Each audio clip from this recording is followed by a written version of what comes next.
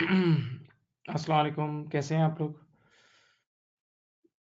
सब कुछ क्लियर है?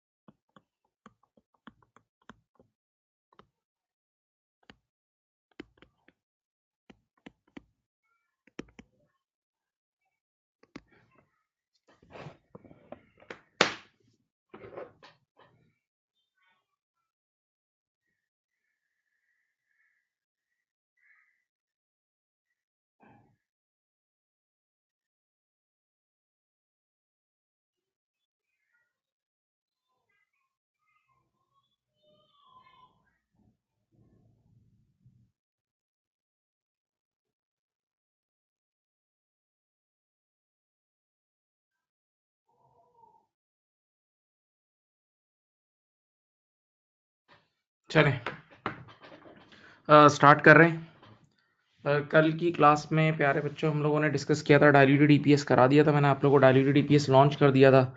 मैंने कहा था अब दो टाइप के ईपीएस होंगे, एक होगा बेसिक ईपीएस और एक होगा डायल्यूटेड ईपीएस। एक होगा बेसिक ईपीएस और एक होगा डायल्यूटेड ईपीएस।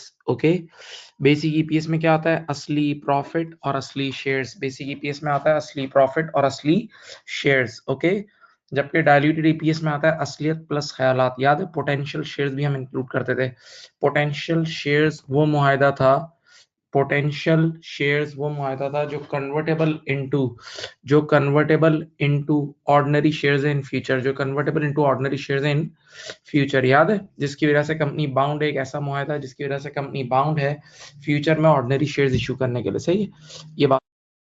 फिर पोटेंशियल शेयर्स भी हमने दो टाइप के पढ़े थे, एक हमने पढ़ा था कन्वर्टेबल लोन नोट्स और दूसरा हमने पढ़ा था शेयर ऑप्शन। सही है, कन्वर्टेबल लोन नोट्स की अकाउंटिंग भी आपको सिखाई थी और शेयर ऑप्शंस की भी सिखाई थी। ठीक है, फिर क्लास का जो बिल्कुल एंड था, एंडिंग पार्ट, उसमें मैंने दो बातें बता के आप लोगों को गया था कल की क्लास में, और वो ये बताई थी कि अगर कभी ऐसा हो कि कन्वर्टेबल लोन नोट ईयर के स्टार्टिंग पे अगर पोटेंशियल है ही नहीं, यानी ईयर के स्टार्टिंग में कन्वर्टेबल लोन नोट इशू ही नहीं हुए, अगर कभी ऐसा हो कि ईयर के स्टार्टिंग पे आपने कन्वर्टेबल लोन नोट इशू ही नहीं किए हुए, तो ऐसी सूरत हाल में लेट अस से आपने 1 अप्रैल को कन्वर्टेबल लोन नोट इशू किए हैं 1 जुलाई को, तो अब तो वो पूरा साल पोटेंशियल ही नहीं है।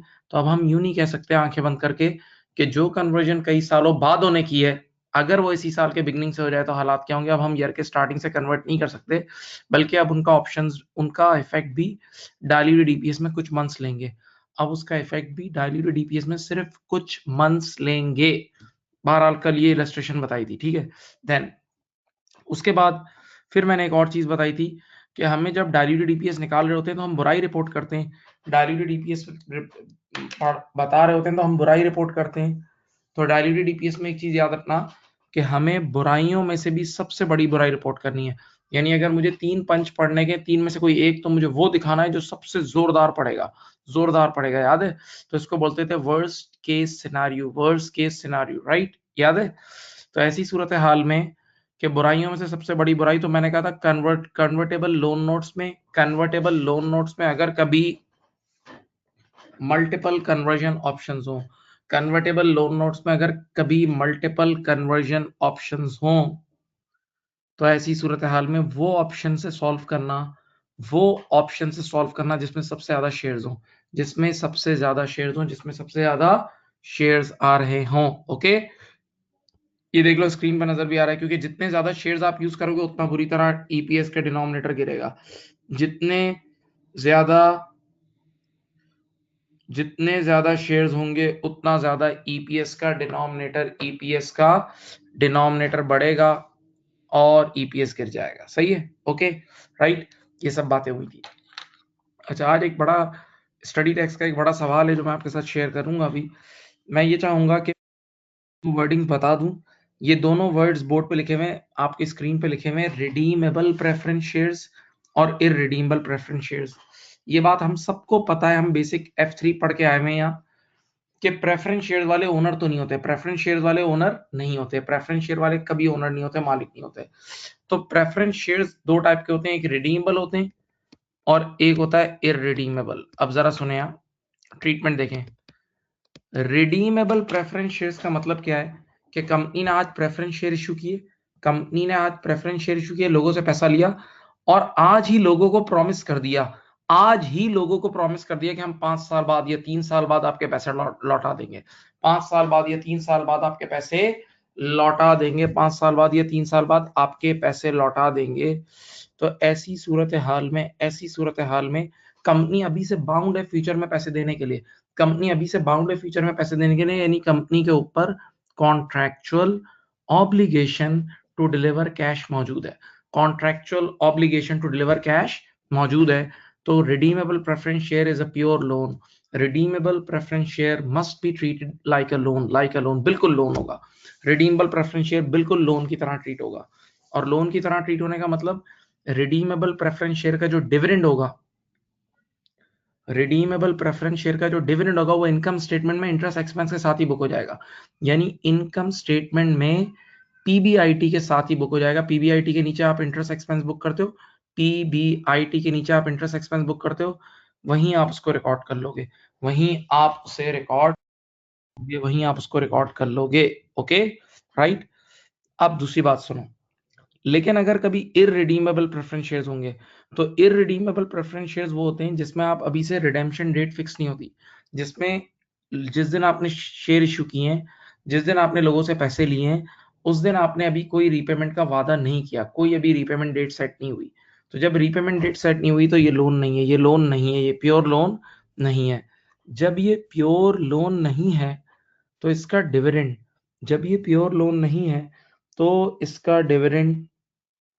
इसका डिविडेंड पीबीआईटी के बाद लेस नहीं होगा, बल्कि इसका dividend statement of changes in equity से लेस होता है। यानी पीबीआईटी के बाद हम इसका डिविडेंड लेस नहीं करते। तो अब जरा सोचो, याद रखना, इररिडीमेबल प्रेफरेंस शेयर्स का जो डिविडेंड होगा ना, वो प्रॉफिट आफ्टर टैक्स में से ऑलरेडी लेस नहीं हुआ होगा। इररिडीमेबल प्रेफरेंस शेयर का जो डिविडेंड होगा वो प्रॉफिट आफ्टर टैक्स में से ऑलरेडी लेस नहीं हुआ होगा। तो हमें अगर ईपीएस निकालना होगा, कान खोल के सुने, अगर हमें ईपीएस निकालना होगा तो हमें पहले प्रॉफिट आफ्टर टैक्स में से इररिडीमेबल प्रेफरेंस शेयर का डिविडेंड लेस करेंगे, तो हमारे पास वो प्रॉफिट आएगा जिस पर किसी का हक नहीं सिवाय ऑर्डिनरी शेयर होल्डर के। याद करो जो मैंने पहले दिन पढ़ाया था, जब मेरा पहला ईपीएस का पहला लेक्चर था, तो मैंने ईपीएस का फॉर्मूला ड्राइव कराते वक्त प्रॉफिट आफ्टर टैक्स में से प्रेफरेंस डिविडेंड लेस किया था ना, करा था ना, वो इररिडीमेबल वाला था, क्योंकि रिडीमेबल वाला तो ऑलरेडी लेस हो चुका होता है। रिडीमेबल वाला तो सूद के साथ, इंटरेस्ट के साथ ऑलरेडी लेस हो चुका होता है, पीबीआईटी के साथ ही ऊपर ही। तो जो हम पैट के बाद अगर कभी प्रेफरेंस डिविडेंड लेस करते हैं ईपीएस निकालने के लिए, तो वो इररिडीमेबल वाला प्रेफरेंस शेयर का डिविडेंड होता है, सही। अब नाउ अगली चीज, मैं ये क्वेश्चन पढ़ रहा हूं, बल्कि मैं आपको यूं बोलूंगा कि शायद मैंने कल आपको बोला भी था कि ये क्वेश्चन आप लोग ट्राई कीजिएगा। मैं चाहता हूं कि आप इसको 1-2 मिनट पढ़ें, पहले एक बार चुपचाप ये क्वेश्चन पढ़ो। चलो, मैं चुप हूं, चुपचाप ये क्वेश्चन आपके सामने पढ़ो, देखो रिक्वायरमेंट में दोनों सालों का बेसिक और डाइल्यूटेड दोनों निकालना है, बेसिक प्लस डाइल्यूटेड दोनों साल का निकालना है, दोनों सालों का बेसिक और डाइल्यूटेड ईपीएस दोनों निकालना है, 2001 और 2002 का। अच्छी तरह इसको पढ़ो। अब देखो मैं पहले बोल रहा हूँ, जब क्लास ले रहे हो तो टोटल इन्वॉल्वमेंट, एक पल के लिए भी ध्यान कहीं और ना जाए, इवन मोबाइल फोन सब हटा दो, प्रॉपर इन्वॉल्व होगे तभी समझ पाओगे टेक्निकल चीजें। पढ़ो इसको, एक एक वर्ड को सोचो इसके।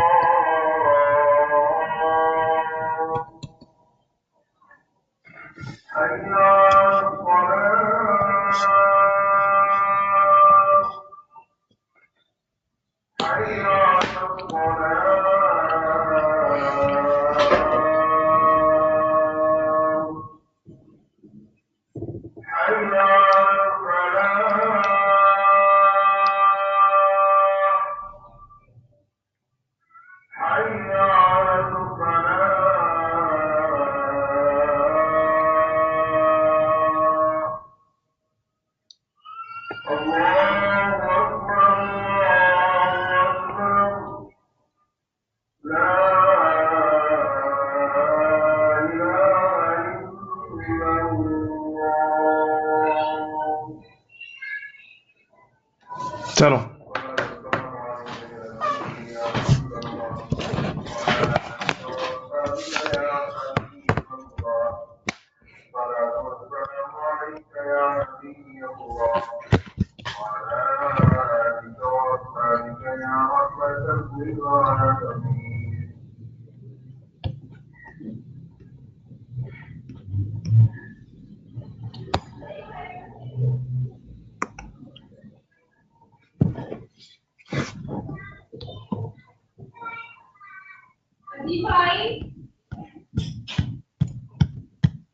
रीड कर लिया बेटा?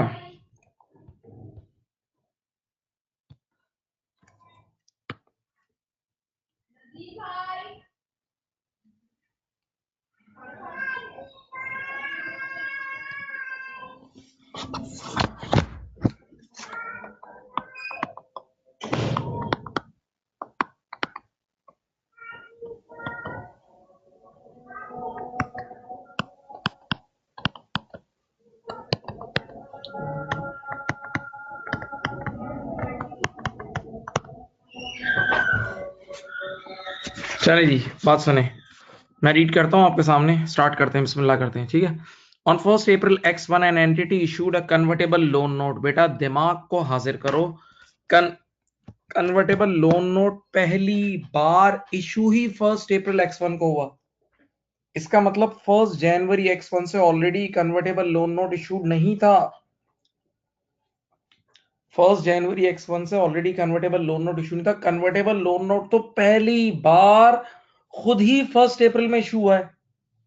तो इसका मतलब जब मैं दिसंबर 2001 वाले साल के लिए सॉल्व कर रहा हूँ ना, डाइल्यूटेड ईपीएस, कान खोलो, तो उसमें मैं सिर्फ 9 महीने का इंपैक्ट लूंगा, क्योंकि 9 महीने पोटेंशियल है, पूरा साल पोटेंशियल नहीं है, याद रखना। लेकिन 2002 में पूरा साल होगा, 2002 में पूरा साल होगा, लेकिन 2001 में ये सिर्फ 9 महीने पोटेंशियल है। तो 2001 में हर चीज में 9 मंथ्स का इंपैक्ट आएगा, याद रखना, जब डाइल्यूटेड ईपीएस निकल रहा होगा। Be very careful please, thank you. अब कह रहे हैं issued convertible loan note of 12.5 lakh, इतने का लोन लिया है। The loan note carries an effective rate of 8%, सही 8% इसका इंटरेस्ट है, वो तो इंटरेस्ट रेट आपको पता है, मल्टीप्लाई करके निकल भी आएगा इसका interest. Each $100 loan note is convertible into the number of shares set. देखा, अब मल्टीपल कन्वर्जन ऑप्शंस हैं। अगर दिसंबर 6 में कन्वर्ट कराया तो इतने शेयर्स में होगा, 7 में कराया तो इतने होगा, 8 में कराया तो 115 शेयर, 9 में कराया तो 110 शेयर्स। इसका मतलब 4 अलग अलग टाइम पे, अगर जिस टाइम पे भी कन्वर्जन कराए उसी हिसाब से शेयर्स मिलेंगे।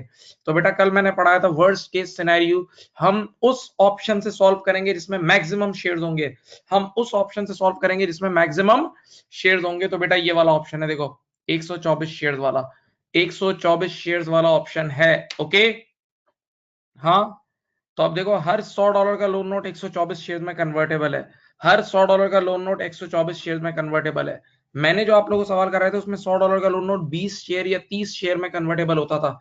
$100 का लोन नोट उसमें 20 शेयर या 30 शेयर में कन्वर्टेबल होता था, जबकि यहाँ 124 शेयर में कन्वर्टेबल है। तो एक बात बोलूं, परसेंटेज अगर आता है तो ये 124% हो जाएगा। 100 एक तरफ रखो, एक तरफ 124, तो 124% हो गया। तो अगर आपको नंबर ऑफ शेयर निकालने हैं ना, तो ऊपर जो 12.5 लाख नजर आ रहा है, अपना कैलकुलेटर उठाओ, सब बच्चे अपना कैलकुलेटर उठाओ, 12.5 लाख पे 124% से मल्टीप्लाई कर दो। 12.5 लाख, 3 जीरो हटा दो, बेशक 3 जीरो हटा दो, 1250 इंटू 124%, 1250 इंटू 124%, या यूं भी कर सकते हो, देखो 124% को 1.24 भी कर सकते हो, 1250 इंटू 1.24, सही है। तो ये आ गया, देखो इधर नीचे पढ़ लो, सब करा हुआ है इसने। 6 देखा, the maximum number of shares issuable after the end of the financial year will be at the rate of, देखा मैक्सिमम उठाने। अब विथ, हाँ देखो, विथ 4 लाख ऑलरेडी हमने कितने शेयर इशू किए हैं, 4 लाख, वो नीचे मैं पढ़ा दूंगा आपको, बेफिक्र हो जाओ। कह रहे the total would be become 555,000, यानी आप 1250 इंटू 1.24 करोगे तो ये वाले शेयर आएंगे, जो नए शेयर आएंगे वो कितने आएंगे, कितने आएंगे, देखो करके देख लो। 1250 इंटू 1.24 करो तो जो नए शेयर्स पैदा होंगे कन्वर्जन के बाद, जो नए शेयर्स पैदा होंगे कन्वर्जन के बाद, जो न्यू शेयर्स पैदा होंगे वो होंगे 1,550, ये नए शेयर्स हैं। आप चाहें तो करके देख लें, मैं यहां लिख भी देता हूं 1,550 शेयर्स, ठीक है। मैं 3 जीरो हटा के बात कर रहा हूँ, वो 3 जीरो के साथ कर रहा है, ठीक है जी। अब बच्चे ने कहा कि ऑलरेडी कितने शेयर इशू हुए हैं, ये सब इन्फॉर्मेशन होगी जी, बिल्कुल। आइए, issued share capital, issued share capital, ये देखो क्या लिखा है, पढ़े, $5 lakh, 10% cumulative irredeemable preference share, irredeemable, redeemable नहीं है, इररिडीमेबल। तो इसका डिविडेंड ऑलरेडी लेस नहीं हुआ होगा, इररिडीमेबल है तो इसका dividend already profit after tax में से लेस नहीं हुआ होगा, हमें खुद करना होगा, ठीक है, ये हमारा काम है। अच्छा, देखते हैं ऑर्डिनरी शेयर्स कितने हैं। $1 बिलियन का ऑर्डिनरी शेयर कैपिटल है, और एक शेयर की 5 सेंट। बचपन में आपने F3 पढ़ा है, F3 में आपने सबने पढ़ा है कि is always recorded at par value. चाहो तो लिख भी लो ये, वरना याद रखना, share capital is always recorded at par value, share capital is always recorded at par value, सही है। तो आपका शेयर कैपिटल है 1 मिलियन और पार वैल्यू है 0.25, 25 सेंट का मतलब 0.25। तो share capital divide by par value करोगे, यानी 1 मिलियन डिवाइड बाय 0.25 करोगे तो 40 लाख, 4 मिलियन शेयर आ जाएंगे। इसका मतलब कान खोलो, अब मैं रियल शेयर्स की बात करता हूं, अभी सबको छोड़ो इमेजिनरी को। रियल शेयर्स हमारे कांस्टेंट है, कोई राइट इशू नहीं है, कोई बोनस इशू नहीं है, कोई फुल मार्केट, कोई शेयर्स नए इशू ही नहीं हुए। इसका मतलब पहले साल, दूसरे साल, तीसरे शेयर्स ही हैं। तो बेसिक ईपीएस निकालते वक्त तो एक सिंपल 4 मिलियन से डिवाइड कर देना, समझ लो, या 3 जीरो हटा के अगर बात कर रहे हो, 3 जीरो हटा के बात कर रहे हो तो 4,000, 3 जीरो हटा के बात कर रहे हो तो 4,000, सही है। ओके, तो बेटा बेसिक ईपीएस में कोई मजदूरी नहीं है, ना क्वेश्चन में राइट इशू है, ना बोनस इशू है, ना फुल मार्केट प्राइस इशू तो है ही नहीं। तो बेटा कांस्टेंट आपके पास 4000 शेयर्स हैं, हर साल आपके 4000 शेयर दिए, सही है, ठीक है। तो बेसिक ईपीएस के लिए देख लो, यहां भी आपके पास 4000 शेयर्स हैं, देखें यहां भी 4000 शेयर्स हैं और यहां भी आपके पास 4000 शेयर्स हैं। तो बेसिक ईपीएस के लिए आपके पास कांस्टेंट शेयर्स हैं, आपके पास कांस्टेंट शेयर्स हैं। बेसिक ईपीएस के पॉइंट ऑफ व्यू से आपके पास बिल्कुल कांस्टेंट शेयर्स हैं। ओके, पक्का। तो बेसिक ईपीएस पहले मैं आपके लिए निकालूंगा, इतना मुश्किल भी नहीं है, देखते हैं। चलो, बच्चे ने कहा सर ये रहा इनकम स्टेटमेंट, देखो दोनों सालों की इनकम स्टेटमेंट गिवन है। सर प्रॉफिट आफ्टर टैक्स तो तैयार गिवन है, प्रॉफिट आफ्टर टैक्स तो तैयार गिवन है। मैंने कहा मुझे पता है, लेकिन बेटा ये प्रॉफिट आफ्टर टैक्स ईपीएस में डायरेक्ट यूज नहीं होगा, क्योंकि इस सवाल में ये चीज भी है, देखो इररिडीमेबल प्रेफरेंस शेयर, और इररिडीमेबल प्रेफरेंस शेयर का डिविडेंड ऑलरेडी लेस नहीं हुआ होता। तो मैं पहले इररिडीमेबल प्रेफरेंस शेयर का डिविडेंड लेस कर दूं। 5 लाख इंटू 10% है, देखो ये देखो, यहां मैंने लिखा 2000, ये 2 है, ये 2001 है, ठीक है। इसका प्रॉफिट आफ्टर टैक्स कितना है, 7 लाख, और इसका है 641773। अब इसमें से मैंने लेस करना है प्रेफरेंस डिविडेंड, देख लो, हाँ इसमें से मैंने लेस करना है प्रेफरेंस डिविडेंड। ओके, कितना होगा, 5 लाख का share capital into 10%, 5 lakh into 10%, ये 50,000 यहां से और 50,000 यहां से, ठीक है जी। ये देखो, ये आ जाएगा profits for ordinary share holder, ये ऑर्डिनरी शेयर होल्डर का प्रॉफिट आ गया, यानी वो प्रॉफिट आ गया जिस पर किसी का हक नहीं है सिवाय ऑर्डिनरी। तो 7 लाख में से 50,000 लेस करो, सही, और 641773 में से 50,000 लेस करो,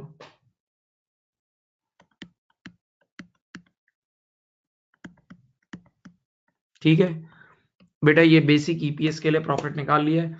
बेसिक ईपीएस के लिए हजरात आपके सामने प्रॉफिट निकल चुका है, बेसिक ईपीएस के लिए आपके सामने प्रॉफिट आ चुका है। बच्चे ने कहा काइंडली बेसिक ईपीएस भी निकाल दे, मैंने कहा निकाल देता हूं। बेसिक ईपीएस में कोई बड़ी मजदूरी नहीं होगी, ये देखें, फिर लाइन ड्रॉ किया, ये 2002 का और ये 2003 का, देखते रहें। मैंने यहां लिखा बेसिक ईपीएस, ऊपर अर्निंग्स नीचे शेयर्स, ऊपर अर्निंग्स नीचे शेयर्स। 2002 की अर्निंग है 6.5 लाख, एक्चुअल जीरोस भी के साथ ही लिख देता हूं। और शेयर्स कितने हैं बेटा, यहाँ 4 मिलियन शेयर्स, एक कांस्टेंट शेयर्स है, शेयर्स में कोई चेंज नहीं है। आंसर निकाल के बता देना। इधर की अर्निंग कितनी है, 591773, इधर की अर्निंग है 591773, और इसके भी शेयर्स वही सेम रहेंगे। बेसिक ईपीएस में कोई नया इशू नहीं हुआ, तो डिवाइड कर देंगे हम, ठीक है। ओके, चलो आप लोग अपना अपना आंसर दो मुझे, मैं अपना निकालता हूं।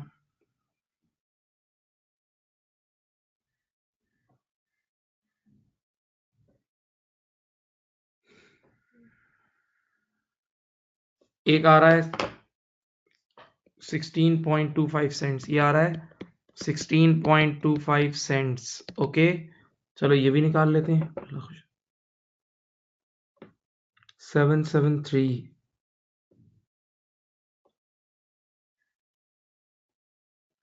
14.79 सेंट्स, ठीक है। ये मैंने आपकी खिदमत में बेसिक ईपीएस निकाल दिया है, बेसिक ईपीएस निकाल दिया है मैंने आपके सामने। सिर्फ एक काम किया, अभी बेसिक ईपीएस निकाल दिया है। सवाल की मैंने हमेशा बोला है पिक्चर लेनी है तो ले लिया करो। बेसिक ईपीएस बहरहाल मैंने आपके सामने कैलकुलेट कर दिया है, बेसिक ईपीएस बहरहाल कैलकुलेट कर दिया है। एक आध मिनट के लिए चुप हो रहा हूं।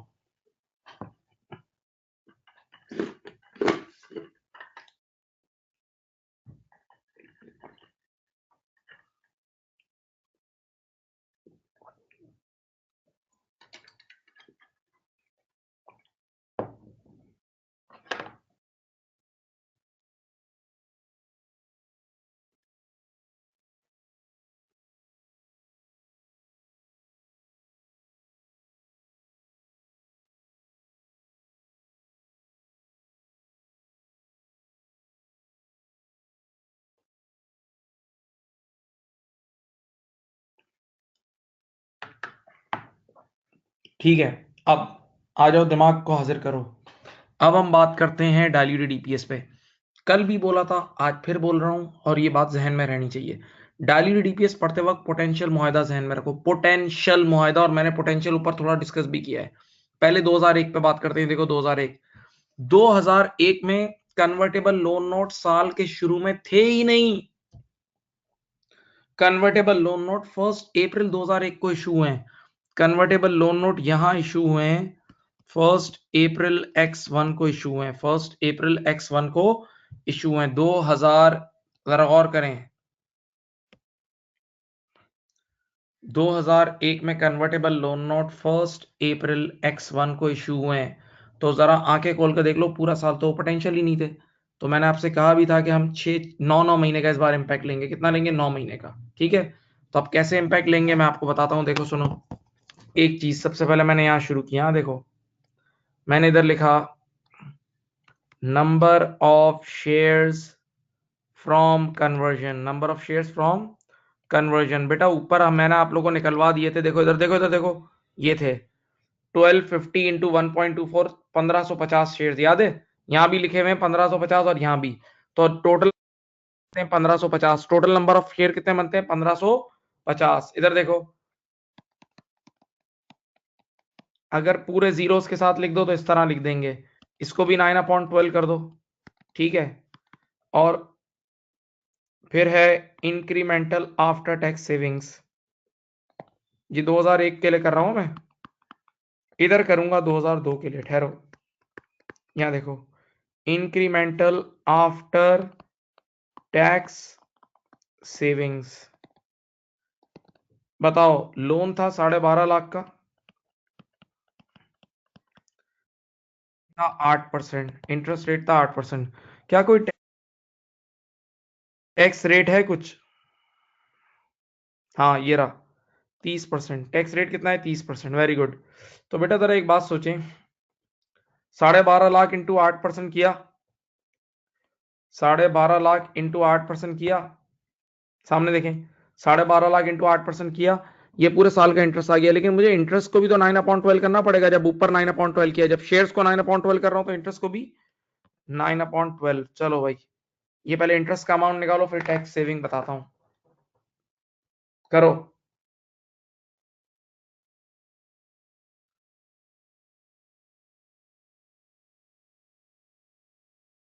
75,000 रुपए का इंटरेस्ट आ गया। ये 75,000 रुपए का इंटरेस्ट आया। लेकिन ये बेटा मेरे प्यारे बच्चों, ये पूरा अपने जेब में नहीं जाएगा। 30% गवर्नमेंट ले जाएगी। 30% कौन ले जाएगा? बोलो, गवर्नमेंट। तो अपने जेब में जाएगा 70%। देख लो, तो ये आ जाएगा 75,000 का 70%, 52,500। 52,500 सही है। तो ये दो चीजें मैंने निकाल दी। अच्छा, ये 15,500 का 5 इंटू 9/12 ये भी कर लो। इसके शेयर्स कितने आए बोलो? 1162,500। सही है। अच्छा बेटा देखो, 2001 में मेरी बात सुने प्यारे बच्चों, 2001 में मैंने 9-9 महीने का इम्पैक्ट लिया है। 2001 में मैंने 9-9 महीने का इम्पैक्ट लिया है। 2001 में मैंने 9-9 महीने का इम्पैक्ट लिया है। लेकिन 2002 में पूरा पूरा साल ये पोटेंशियल है। 2002 के बिगनिंग में तो कन्वर्टेबल लोन नोट इशू हो गए थे ना।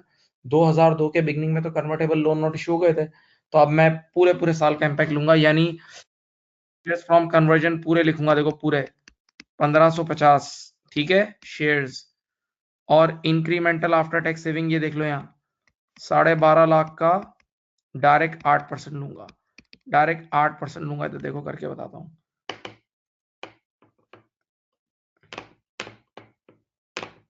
पूरा 1 लाख आया। हाँ ठीक है मेरे प्यारे बच्चों, ये पूरे 1 लाख का जब इंटरेस्ट सेव होगा तो 1 लाख से प्रॉफिट बढ़ेगा।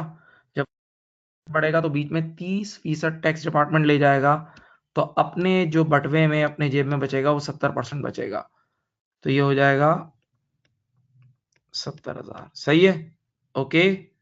तो बेटा देखो, दोनों सालों के इंग्रेडिएंट्स तैयार कर दिए हैं। दोनों सालों में कितने कितने शेयर्स लेने और कितना कितना एक्स्ट्रा प्रॉफिट लेना है, ये भी आपके सामने है। ये भी आपके सामने है, ओके, पक्का।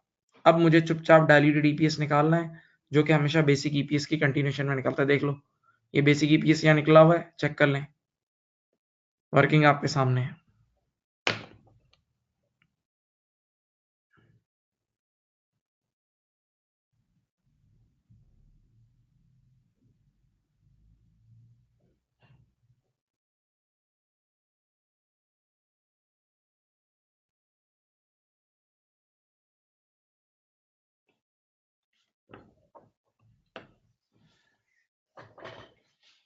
वर्किंग आपके सामने है।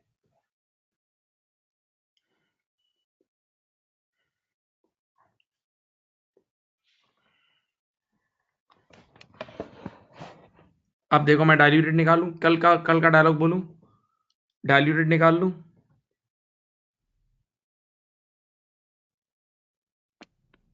हाँ भाई, चलो मैं यहां निकाल रहा हूं, इधर देखें, इधर देखें, इधर लिख रहा हूं मैं 2001 का यहां निकाल रहा हूं, सही है। डाइल्यूटेड ईपीएस सब देखें यहां, डाइल्यूटेड ईपीएस हमेशा बेसिक की कंटिन्यूएशन में निकलता है। बेसिक का फ्रैक्शन देखो, इसका यहां था, इस तरफ लिखा था मैंने, देखो ये रहा इसका बेसिक का, ये रहा इसका बेसिक का 591773, 591773 डिवाइडेड बाय 4 मिलियन शेयर्स, याद है, प्लस यहां भी प्लस, प्रॉफिट इसका बढ़ेगा 52,500 का देख लो, और शेयर्स बढ़ेंगे 1162,500। जरा कोई एक बच्चा इसका डाइल्यूटेड ईपीएस निकाल के दिखाए, जरा कोई एक बच्चा इसका डाइल्यूटेड ईपीएस निकाल के दिखाए, पहले जल्दी मुझे भेजे बेटा, डाइल्यूटेड ईपीएस निकाल के दें प्लीज।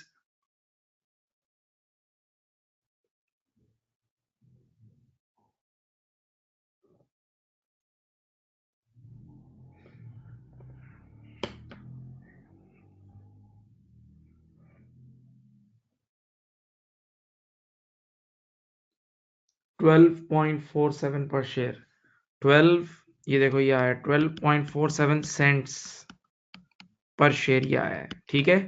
ये 2001 का है, और देखो 2001 में पहले था 14.79, अब हो गया 12.4, डाइल्यूट हो गया, डाइल्यूट हो गया, इसका मतलब वाकई बुराई है, बुराई है तो रिपोर्टेबल है, याद है। अब अगली बात सुनो, इधर 2002 का निकालता हूं, इधर 2002 का निकाल के देता हूं तुम्हें, डाइल्यूटेड ईपीएस, ठीक है। बताओ 2002 का क्या फ्रैक्शन था, ये रहा 6.5 lakh upon 4 million, already basic का फ्रैक्शन था 6.5 lakh divided by 4 million, okay, ऐसा ही था पक्का, प्लस और प्लस, नया प्रॉफिट कितना है इसका 70,000, नया प्रॉफिट है 70, और नए शेयर्स होंगे इसके 1550, ये रहे देखो 1550, 15, चलो बेटा जरा काइंडली इसका डाइल्यूटेड ईपीएस भी निकाल के दें, ये वाला डाइल्यूटेड 12.97 पर शेयर, 12.97 पर शेयर, ये आया 12.97 सेंट्स पर शेयर, ओके, सही, हाँ, ये रहा बेटा आपके सामने सोल्यूशन पूरा। क्वेश्चन मैंने कल आपको दे भी दिया था, कल भी आपने कॉपी करा था, मैंने हमेशा से बोला है कि क्वेश्चन की एक पिक्चर अपने सामने रखा करें, क्वेश्चन की एक पिक्चर अपने सामने रखा करें, देख लें,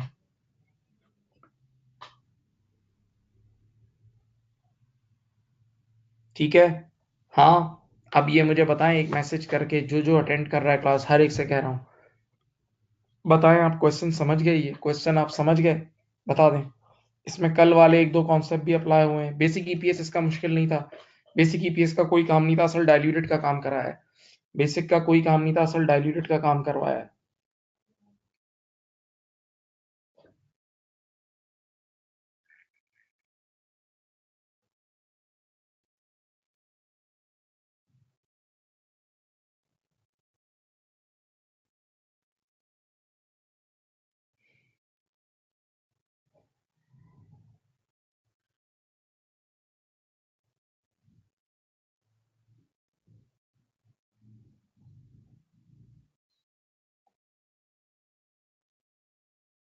हाँ, एक बच्चे ने सवाल किया है कि वो जो शेयर कैपिटल को शेयर्स में कैसे कन्वर्ट किया, देखो एक उसूल सुन लो, F3 में हम सबने पढ़ा है कि ऑर्डिनरी शेयर कैपिटल या कोई भी शेयर कैपिटल होता है वो ऑलवेज ऑलवेज रिकॉर्ड होता है फेस वैल्यू पे, share capital is always recorded at face value. तो देखो क्वेश्चन में यूं लिखा था ना, ये देखें यहाँ लिखा हुआ है, देखो $1 मिलियन, ये फेस शेयर कैपिटल है, शेयर कैपिटल डॉलर्स में होगा ना, पैसों में होगा। $1 million share capital in ordinary shares of 25 cents each, of 25 cents का मतलब ईच, तो 25 सेंट्स का मतलब होता है $0.25। तो अगर आप शेयर कैपिटल को डिवाइडेड बाय फेस वैल्यू करोगे तो नंबर ऑफ शेयर आ जाएंगे। तो शेयर कैपिटल 1 मिलियन है, डिवाइडेड बाय 0.25 करोगे तो आपके पास 4 मिलियन शेयर आ जाएंगे। 4 मिलियन शेयर्स आपके पास आ जाएंगे, 4 मिलियन शेयर्स आपके पास आ जाएंगे। ओके राइट, ये मामलात हो जाएंगे, ठीक है। तो बहरहाल ये भी रिकमेंडेड है कि चीजें आपने वापस से करनी है।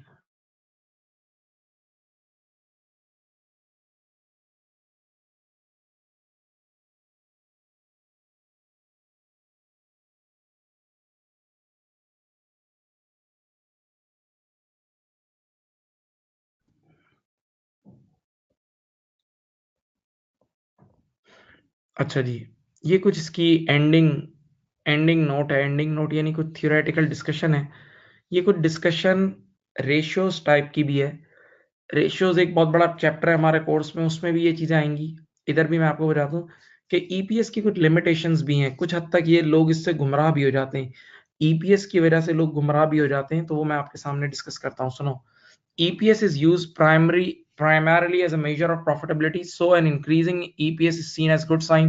मैंने पहले ही आपको कहा था कि ये EPS अर्निंग पर शेयर हकीकत में शेयर होल्डर के दिलों की धड़कन होती है।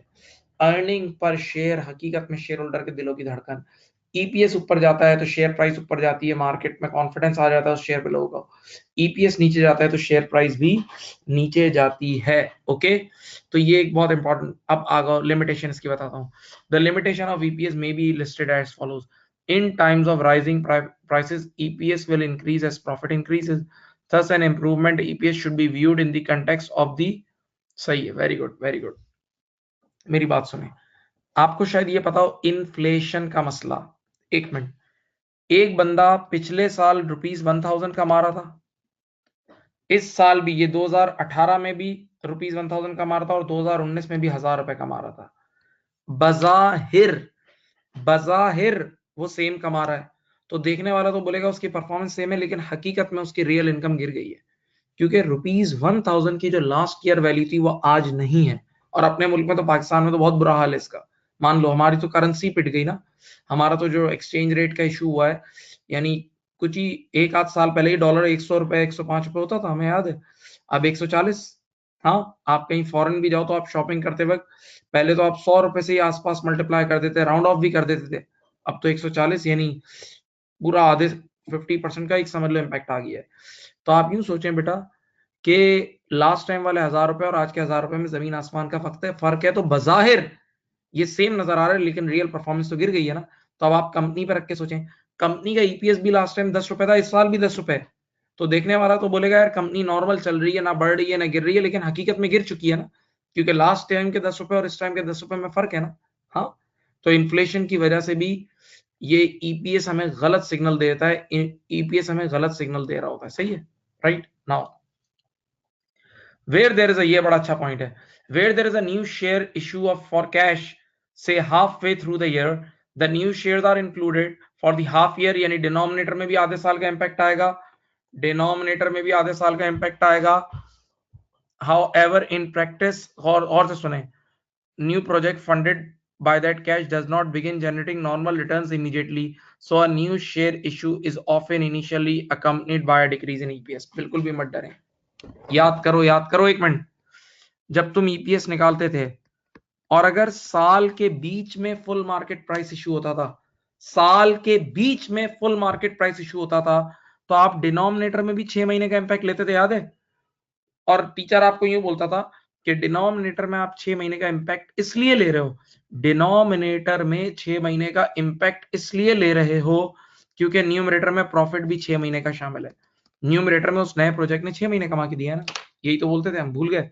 फुल मार्केट प्राइस इशू में ये बात नहीं बोलते थे कि आपने ईयर के मिड में अगर नए शेयर इशू किए फुल मार्केट प्राइस इशू वाले, तो ईयर के मिड में पैसों से भरा हुआ पैकेट आया है, और वो पैसों से भरा हुआ पैकेट सिर्फ 6 महीने वो पैसों से भरा हुआ पैकेट सिर्फ 6 मंथ्स आपको प्रॉफिट जनरेट करके दे रहा है। सही, तो जब ऊपर 6 महीने लिया तो नीचे भी 6 महीने लेते हो। ठीक है, यही करते थे। ये तो एक एक्सप्लेनेशन है, लेकिन एक और एक्सप्लेनेशन भी है टेक्निकल, जो एक थियोरेटिकल है। जरा सुने, आपने ईयर के मिड में नए शेयर इशू किए और उस पैसे को, तवज्जो, उस पैसे को एक नए प्रोजेक्ट में डाला, नए प्रोजेक्ट में। तो बड़े बूढ़े एक बात बोल के मरे, बड़े बूढ़े एक बात बोल के मरे कि नया प्रोजेक्ट डायरेक्ट एकदम कमा के नहीं देता। वो तो ऋतिक रोशन था जो पहली मूवी से हिट हो गया था। हाँ, वरना नॉर्मली डायरेक्ट पहली मूवी से बंदा हिट नहीं होता भाई। आप नया काम शुरू करते हो, स्लो चलता है, शुरू का टाइम स्लो का होता है। तो डिनोमिनेटर तो आपका बढ़ गया, डिनोमिनेटर तो एकदम बढ़ गया, लेकिन न्यूमरेटर में वो तेजी नहीं आई होगी। न्यूमरेटर में वो तेजी नहीं आई होगी क्योंकि नया प्रोजेक्ट एकदम कमा के नहीं देता। तो डिनोमिनेटर तेजी से बढ़ा होगा और न्यूमरेटर स्लो बढ़ा होगा, तो ईपीएस गिरता है। तो याद रखना, जब भी आप नया शेयर इशू करते हो तो उसकी वजह से ईपीएस गिरता है। देखो ये पढ़ लो, ये पढ़ो, अंग्रेजी पढ़ो, इसको सोचो, फिर पढ़ो और सोचो।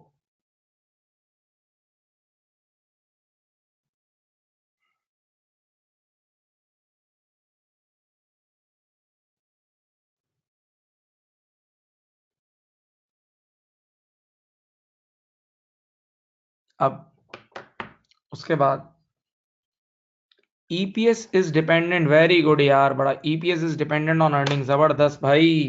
ईपीएस निकालने के लिए आप जाते हो इनकम स्टेटमेंट, कहाँ जाते हो? ईपीएस निकालने के लिए हजरात आप लोग जाते हैं इनकम स्टेटमेंट। हाँ, इनकम स्टेटमेंट से उठाते हो ना। और इनकम स्टेटमेंट का प्रॉफिट कौन सा रिलायबल है? उसमें गबन हो सकता है, उसमें चोरी हो सकती है, वो झूठा प्रॉफिट हो सकता है। कैसे? सुनिए और दिल के कानों से सुनिए। इनकम स्टेटमेंट का प्रॉफिट निकालते वक्त 10 किस्म के अंदाजे भी यूज होते हैं। इनकम स्टेटमेंट का प्रॉफिट निकालते वक्त 10 किस्म के अंदाजे भी यूज होते हैं, 10 किस्म के अंदाजे भी यूज होते हैं। जैसे मैं एक मिसाल देता हूँ, इनकम स्टेटमेंट में डेप्रिसिएशन आती है, वो अंदाजा है। यूजफुल लाइफ अंदाजा है, स्क्रैप वैल्यू अंदाजा है, प्रोविजन फॉर डाउटफुल डेट्स अंदाजा है, प्रोविजन फॉर वारंटीज अंदाजा है। तो आप सब जानते हैं जहां अंदाजा आता है वहां फ्रॉड का दरवाजा खुल जाता है। तो इसका मतलब इनकम स्टेटमेंट के प्रॉफिट में मैनिपुलेशन हो सकती है, और जब प्रॉफिट में मैनिपुलेशन हो सकती है तो ईपीएस भी गलत आ सकता है। तो ईपीएस को इतना सच्चा मत मानना, इसमें हेराफेरी हो सकती है, बिल्कुल हो सकती है। अब अगला point, an earning figure should never be used as a single key performance measure. This is to take far too simplistic an approach to perform. हाँ भाई साहब, कुछ लोग बिल्कुल अंधे हो गए, ईपीएस पे भरोसा कर लेते हैं, लेकिन सिर्फ ईपीएस थोड़ी, और 10 किस्म के रेशियोज भी देखने चाहिए, गियरिंग देखनी चाहिए, कंपनी की लिक्विडिटी चेक करनी चाहिए। तो बाकी चीजों को देख के फिर पूरा डिसीजन लेना चाहिए। सिर्फ ईपीएस पे डिपेंडेंट, ईपीएस एक इंडिकेटर है यार। तो ये बड़ी गलत शेयर होल्डर की परसेप्शन है, जो इतने पढ़े लिखे लोग नहीं होते, सिर्फ ईपीएस पे पागल होते हैं। तो वो ओवरऑल पिक्चर देखो, यानी बाकी रेशियोज भी कंपनी के देखो। ठीक है, अच्छा। An entity's earnings may be are affected by the choice of its accounting policies, therefore it may not always be appropriate to compare the EPS of different companies. बिल्कुल सही है। दो इदारे हैं, दो कंपनीज हैं, आप उनका ईपीएस कंपेयर कर रहे हो। तवज्जो सुनो, पहली कंपनी यूज कर रही है फर्स्ट इन फर्स्ट आउट, दूसरी कंपनी यूज कर रही है एवरेज कॉस्ट। तो बेटा अगर दोनों के ये अकाउंटिंग पॉलिसीज डिफरेंट है तो अब इनकी परफॉर्मेंस डिफरेंट होनी चाहिए, क्योंकि आप सबने बचपन में पढ़ा हुआ है कि फीफो और एफ को यूज करने से प्रॉफिट पे इफेक्ट पड़ता है। फीफो यूज करो या एफ को यूज करो, उससे प्रॉफिट पे इफेक्ट पड़ता है। हाँ, इसी तरह कान खोलो, कान खोलो, एक इदारा कॉस्ट मॉडल यूज कर रहा है आईएस 16 का, दूसरा इदारा रिवैल्यूएशन मॉडल यूज कर रहा है। एक इदारा कॉस्ट मॉडल यूज कर रहा है, दूसरा रिवैल्यूएशन मॉडल यूज कर रहा है, तो दोनों के डेप्रिसिएशन एक्सपेंसेस में फर्क होगा। हाँ, तो अब ये कंपैरिजन लाइक विद लाइक नहीं है, अब ये कंपैरिजन लाइक विद लाइक नहीं है। ओके, ये भी ईपीएस की एक बुराई है। देन ये बुराई सुनो, EPS is an historical figure based on historical accounts and therefore it does not necessarily to have a, बिल्कुल सही है भाई। बेटा कान खोल के एक बात सुन लो, कितनी बार बताया है, financial accounting is always for past, financial accounting is always for past. Financial accounting तो बेटा गुजरे हुए कल के लिए होती है, फाइनेंशियल अकाउंटिंग तो गुजरे हुए कल के लिए होती है। हाँ, फाइनेंशियल अकाउंटिंग गुजरे हुए कल के लिए होती है।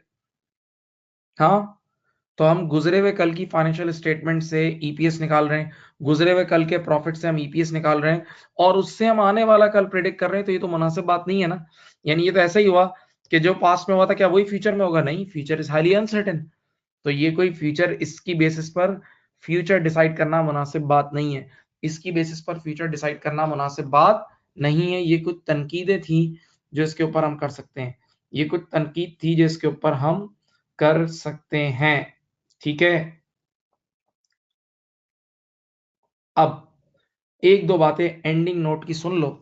ये बात याद रखना, कभी नहीं भूलना बेटा, ईपीएस एक ऐसी चीज है, मैंने इसके ऊपर एक वीडियो भी बनाई थी, फेसबुक पे भी लगाई थी, कुछ व्हाट्सएप के ग्रुप से भी भेजी थी। वो एसओसीआई वाली मेरी ओसीआई की एक वीडियो आप लोगों को भी भेजूंगा, अगर वैसे तो मेजोरिटी बच्चों ने देख ली है, लेकिन वो देखें। रिसर्च ये कहती है, मेरी तरफ देख के सुने, रिसर्च ये कहती है कि समझ लो जो शेयर होल्डर के घर पे भी फाइनेंशियल स्टेटमेंट जाती है ना, तो वो इनकम स्टेटमेंट वाला पेज जरूर खोलता है। रिसर्च ये कहती है कि शेयर होल्डर इनकम स्टेटमेंट वाला पेज जरूर खोलता है, इनकम स्टेटमेंट वाला पेज जरूर खोलता है, नफे वाला जिसको हम बोलते हैं, नफे वाला, नफे वाला। तो अब IAS 33 ने क्या करा है बताओ? IAS 33 ने कहा ईपीएस इस कदर अहम परफॉर्मेंस इंडिकेटर है, ईपीएस इस कदर अहम परफॉर्मेंस इंडिकेटर है कि ये इनकम स्टेटमेंट वाले पेज पर कंपनी कंप्यूट करके दिखाती है इनकम, ताकि जैसे ही शेयर होल्डर इनकम स्टेटमेंट का पेज खोले फौरन उसको ईपीएस नजर आए। हमेशा देख लेना, आप लोगों ने अगर पब्लिश्ड अकाउंट देखें तो इनकम स्टेटमेंट वाले पेज पर उसी वक्त आपको नीचे ईपीएस नजर आ रहा होता है, ईपीएस नजर आ रहा होता है, उसी वक्त ईपीएस नजर आ रहा होता है। तो याद रखना, ये बेसिक और डाइल्यूटेड ईपीएस ये मेन इनकम स्टेटमेंट वाले पेज पे दिखाना जरूरी होता है। याद रखना, मेन इनकम स्टेटमेंट वाले पेज पर दिखाना जरूरी होता है।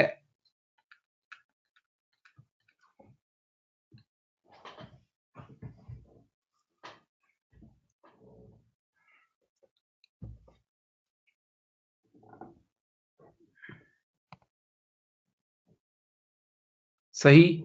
अब बेटा यहां से अब आप लोगों के ऊपर एक चीज ड्यू हो गई है जो कि लाजमी आप लोगों ने करनी है, जिसके बगैर कोई चारा नहीं है, यानी फिर पढ़ने का फायदा ही नहीं है माजरत के साथ, और वो है बुक रीडिंग। अब पहला IAS 33, आप बुक के इंडेक्स में जाएं, शायद चैप्टर नंबर 14 है, कैपलिन की बुक का चैप्टर नंबर 14 है, इसको पढ़ लीजिएगा, आराम से पढ़ें, पक्का हो जाएगा, अच्छा हो जाएगा, पढ़ोगे सीखने को मिलेगा, छोटे छोटे सवाल आएंगे, पढ़ना एक्सेलेंट हो जाएगा इंशाल्लाह। ठीक है, राइट।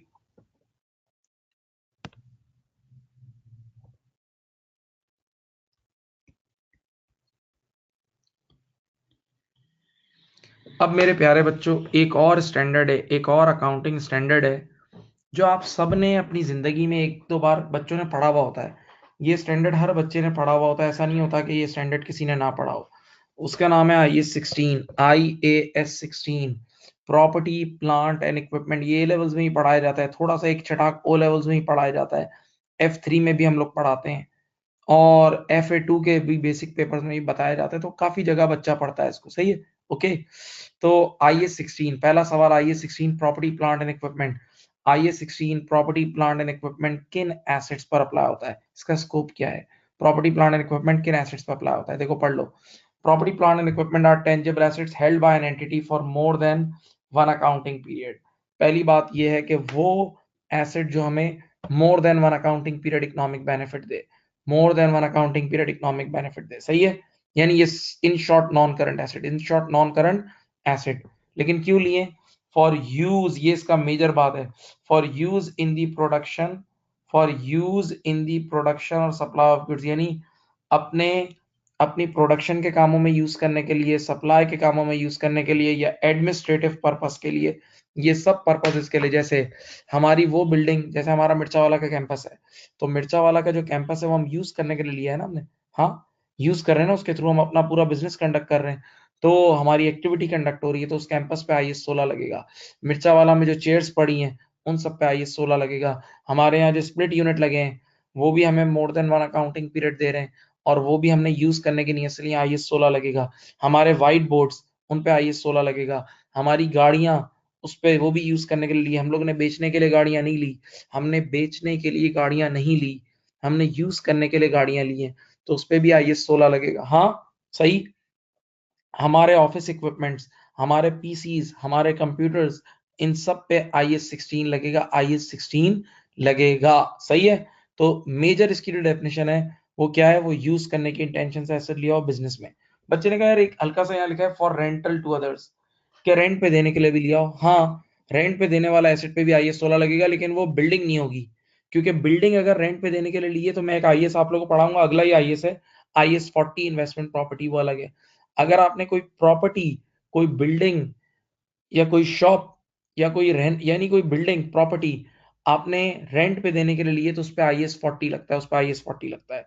तो यहाँ क्या है, रेंटल टू अदर्स, ये कोई और कोई भी मशीन वगैरह आपने रेंट पे देने के लिए लिए, गाड़ियां रेंट पे देने के लिए लिए तो उन पे IAS 16 लग जाएगा, ठीक है। प्रॉपर्टी नहीं होगी, पहले याद रखना, प्रॉपर्टी नहीं होगी, ये सख्ती से याद रखना, क्योंकि उसके लिए एक सेपरेट IAS है।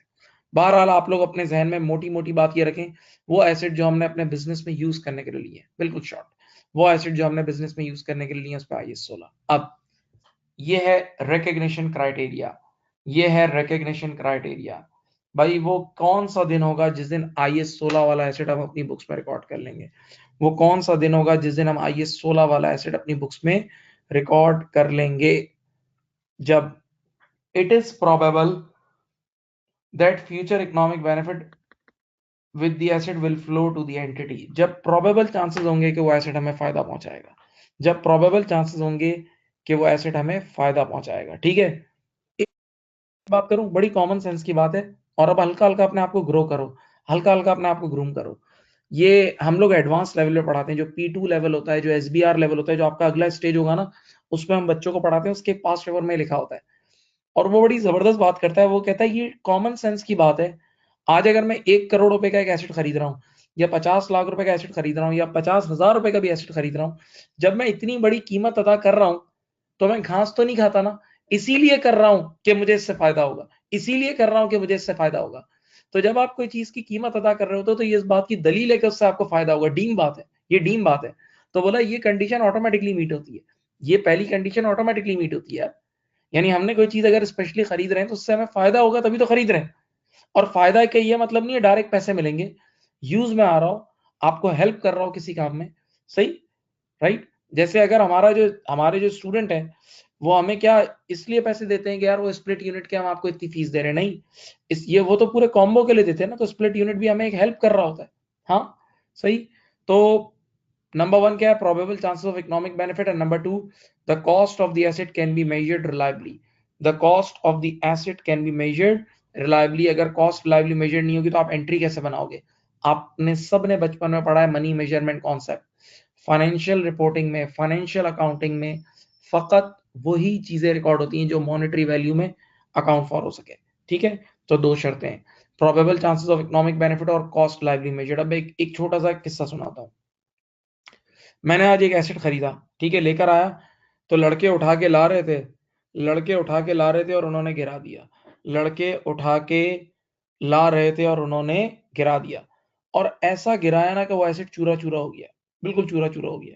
तो अब तो मेरे किसी काम का ही नहीं है ना, तो अब उससे कोई इकोनॉमिक बेनिफिट नहीं होगा, तो अब ऐसे एसेट को हम कैपिटलाइज नहीं कर सकते, अब एकदम राइट ऑफ करना होगा, अब एकदम क्या करना होगा, राइट ऑफ करना होगा, एकदम राइट ऑफ करना होगा। ओके, चलो, अब मैं आपके सामने कुछ, अब इल्मी बहस होगी, हाँ भाई, अब हाजिर रह के सुनना है, बातें जरा हल्की सी एडवांस ही होंगी। सवाल ये क्या, जब हम एक नॉन करंट एसेट खरीदते हैं, सुनिए, एक नॉन करंट एसेट खरीदते हैं, प्लीज बच्चों गौर से, तो डिफरेंट टाइप की कॉस्ट लग रही होती है। जब हम एक नॉन करंट एसेट खरीदते हैं तो डिफरेंट टाइप की कॉस्ट लग रही होती है।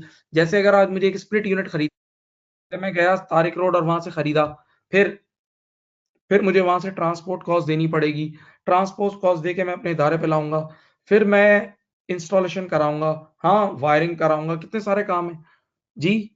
कई बार रास्ते में इंश्योरेंस भी करानी पड़ती है, किसी और शहर से चीजें आ रही होती हैं तो रास्ते की इंश्योरेंस भी करानी होती है कि भाई चीजें रास्ते में टूट ना जाए, कोई मसला ना हो जाए, या कुछ चीजें इतनी डेलीकेट होती हैं, कुछ चीजें इतनी डेलीकेट होती हैं, या इतनी महंगी होती हैं कि जिस ट्रांसपोर्ट कंपनी से हम मंगा रहे होते हैं वो कहते हैं हम लाके नहीं देंगे। तो इसका मतलब एसेट खरीदते वक्त तरह तरह के खर्चे हो रहे होते हैं। सुनिएगा, कान खोलें, एसेट खरीदते वक्त तरह तरह के खर्चे हो रहे होते हैं। तो इस बच्चा बोलता है और स्टैंडर्ड पूछता है कि बताएं कौन कौन सी कॉस्ट हम कैपिटलाइज करेंगे, कौन कौन सी कॉस्ट कैपिटलाइज का मतलब किस किस कॉस्ट को हम एसेट रिकॉर्ड करेंगे, यानी एसेट की कॉस्ट का पार्ट बना देंगे, कौन कौन से खर्चे को हम एसेट की कॉस्ट का पार्ट बना देंगे, और कौन कौन से ऐसे खर्चे होंगे, कौन कौन से ऐसे खर्चे होंगे जिनको हम 1 सेकंड में एक्सपेंस आउट कर देंगे, यानी जिनको हम कैपिटलाइज नहीं करेंगे। ठीक है, फिर बोलता हूं, आज के बाद अगर मैं बोलूं कि फला चीज को कैपिटलाइज कर लो, आज के बाद अगर मैं ये बोलूं कि फला चीज को कैपिटलाइज कर लो, इसका मतलब उस चीज को एसेट रिकॉर्ड कर लो। उस चीज को क्या रिकॉर्ड कर लो? एसेट। और अगर मैं यूं बोलूं कि फला चीज को कैपिटलाइज नहीं करो, तो इसका मतलब 1 सेकंड में एक्सपेंस आउट कर दो, उस खर्चे को 1 सेकंड में एक्सपेंस आउट कर दो। सही, कान खोल के बैठना प्लीज। तो अब IAS 16 क्या बोलता है? हर वो खर्चा, कौन कौन सी कॉस्ट कैपिटलाइज होगी मेरी तरफ देखें, हर वो खर्चा कि जिसके बगैर एसेट का वर्किंग कंडीशन में आना नामुमकिन है। हर वो खर्चा कि जिसके बगैर,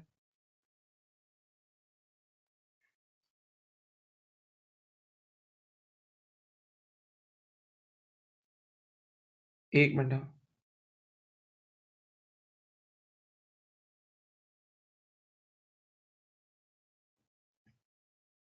हर वो खर्चा कि जिसके बगैर एसेट का वर्किंग कंडीशन में आना नामुमकिन है, वो सारा का सारा खर्चा हम कैपिटलाइज करेंगे, वो सारा के सारा हम कैपिटलाइज कर लेंगे, एसेट की कॉस्ट में ऐड कर देंगे। सही है, ये क्राइटेरिया है, आपने भी पहले पढ़ा हुआ है। आइए मैं अब आपके सामने कॉस्ट ऑफ द एसेट का पैकेट पेश कर रहा हूँ। तो मैंने स्कैन किया हुआ, ये थोड़ा सा लाइट होगा लेकिन फिर भी आपकी स्क्रीन पे नजर आ रहा होगा इंशाल्लाह। अब ये देखें, देखो ये कॉस्ट ऑफ द एसेट का पैकेट है, ये क्या क्या चीजें कैपिटलाइज होती हैं, क्या क्या नहीं होती, मैं इस पे जरा बात करता हूँ आपके सामने। आपको सबसे पहले एक चीज होती है लिस्ट प्राइस। क्या चीज होती है? List price. लिस्ट प्राइस, मैं गया एक शोरूम पे और वहां मुझे एक गाड़ी पसंद आ गई या एक AC पसंद आ गया, तो उसकी प्राइस सबसे पहले मैंने लिख दी। अब आपको पता है कई बार ट्रेड डिस्काउंट मिलता है, दुनिया भर में मिलता है, कि क्रिसमस के टाइम पे ऑफ मिलता है, या जब कंपनी को अपना स्टॉक निकालना होता है तो कंपनी ऑफ कर देती है। सही है, आउटडेटेड स्टॉक हो जाता है, तो ट्रेड डिस्काउंट इसमें से लेस कर देना। लेकिन कान खोल के सुनो, एक होता है cash discount. Cash discount payment terms पे होता है, कि अगर आपने अर्ली पेमेंट की तो वो मिलता है। तो कैश डिस्काउंट कभी भी इस पैकेट से लेस नहीं होगा। कैश डिस्काउंट कभी भी इस पैकेट से लेस नहीं होगा, बल्कि वो अदर इनकम होता है, वो डायरेक्ट अदर इनकम होता है। सही है, देखो नीचे लिखा हुआ है, ये देखो नीचे लिखा हुआ है कैश डिस्काउंट, ये पढ़ो, cash discount should be treated as other income, बचपन से ही पढ़ रहे हो। उसको कॉस्ट ऑफ द एसेट के पैकेट में नहीं डालना, उसको कॉस्ट ऑफ द एसेट के पैकेट में नहीं डालना। इसकी एक वजह भी बताता हूं, सुनो। कैश डिस्काउंट, तवज्जो, is not the characteristic of asset, it is the characteristic of payment. Payment जल्दी या लेट करने की वजह से अराइज होता है ना। कैश डिस्काउंट, सोचो यार, बचपन से अकाउंटिंग पढ़ रहे हो, कैश डिस्काउंट पेमेंट जल्दी या लेट करने की वजह से अराइज होता है ना, तो it is not the characteristic of asset, it is just the characteristic of payment. सही, यानी एक सूद की तरह की ये चीज है। तो इंटरेस्ट हमेशा इनकम या एक्सपेंस होता है, ठीक है, याद रखना इस बात को। तो कभी भी कैश डिस्काउंट इस पैकेट में नहीं आएगा। अच्छा, अगली चीज जो आएगी वो आएगी इंपोर्ट ड्यूटी। अज्यूम करते हैं मैं एसिड बाहर मुल्क से मंगा रहा हूँ, फॉरेन कंट्री से मंगा रहा हूँ। तो अगर मैं फॉरेन कंट्री से एसिड मंगा रहा हूँ, तो बीच में हमारा कस्टम्स डिपार्टमेंट आता है। और प्यारे बच्चों, आप सब जानते हैं कस्टम डिपार्टमेंट एसिड बगैर इंपोर्ट ड्यूटी के रिलीज नहीं करता। तो जब एसिड रिलीज ही नहीं होगा तो मेरे इदारे तक पहुंचेगा ही नहीं, और मेरे इदारे तक पहुंचेगा ही नहीं तो वर्किंग कंडीशन में भी नहीं आएगा। ठीक है, इसी तरह एक और चीज है, ट्रांसपोर्टेशन कॉस्ट। ट्रांसपोर्टेशन कॉस्ट, साहब साहब ये क्या चीज है? ट्रांसपोर्टेशन कॉस्ट क्या चीज है? बेटा, अगर मैंने सदर से जाके एसिड खरीद लिया, तो क्या मेरा रूम ठंडा हो जाएगा? क्योंकि माई इंटेंडेड यूज इज कूलिंग, मुझे तो ऑन करना है ना।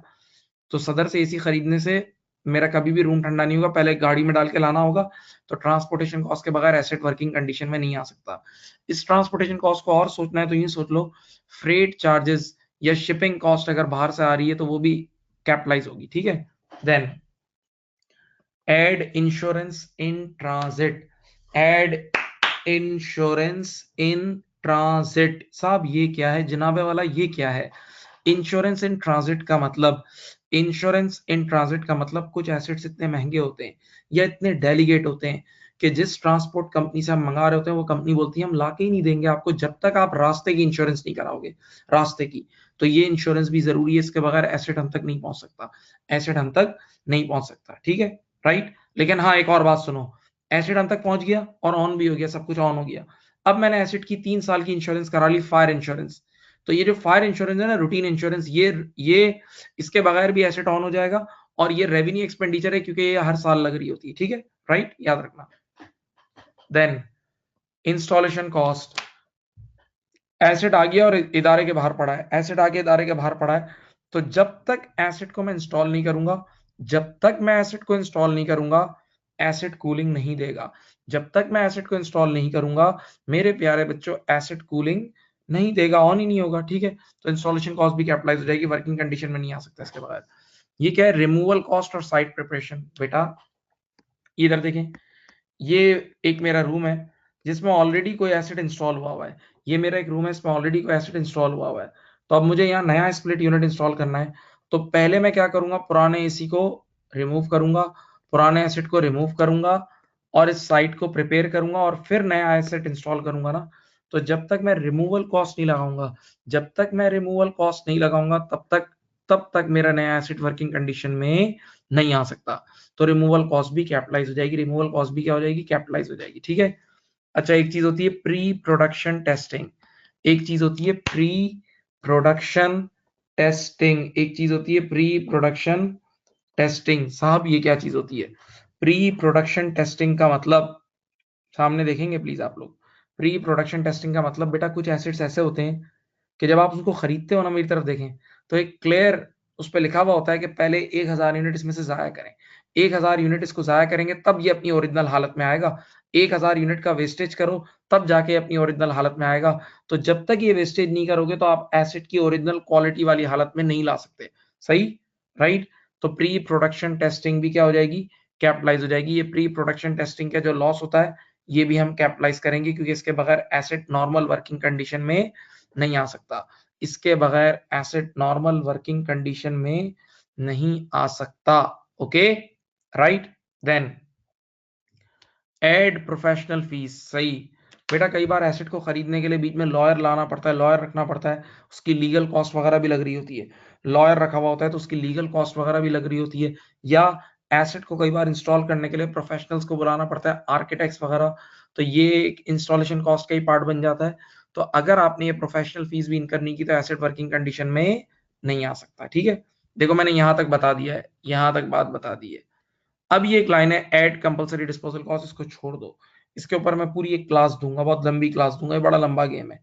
कंपलसरी डिस्पोजल कॉस्ट ये एक नई चीज है जो आपने F3 में भी नहीं पढ़ी थी, यहाँ नई चीज है, मैं बताऊंगा अभी, एक क्लास पूरी दूंगा, इस पर अभी बात नहीं कर रहा। ठीक है, यूं आपके पास आ जाता है कॉस्ट ऑफ द एसेट, यूं आपके पास आ जाता है cost of the asset, cost of the asset, यूं आपके पास आ जाता है कॉस्ट ऑफ द एसेट। अब बच्चा कहता है यार एक दो कुछ सवालात के जवाब दे, मैंने कहा बोले।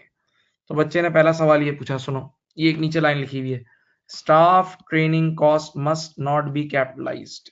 सुनिए भाई, ये बड़ी काम की बात है और ये दुनिया भर का एक बड़ा प्रैक्टिकल इशू है, मैं इस पर देर तक बात करूंगा। आज मैंने एक मशीन खरीदी, आज मैंने एक मशीन खरीदी और मेरे एम्प्लॉयज को वो मशीन चलाने नहीं आती, तो मैंने अपने एम्प्लॉयज को ट्रेनिंग दी और एक ट्रेनिंग कॉस्ट इनकर की। तो सवाल ये है कि क्या इस ट्रेनिंग कॉस्ट को इस मशीन की कॉस्ट में कैपिटलाइज कर सकते हैं, क्या इस ट्रेनिंग कॉस्ट को मशीन की कॉस्ट में कैपिटलाइज कर सकते हैं? जवाब नो, NO, नो।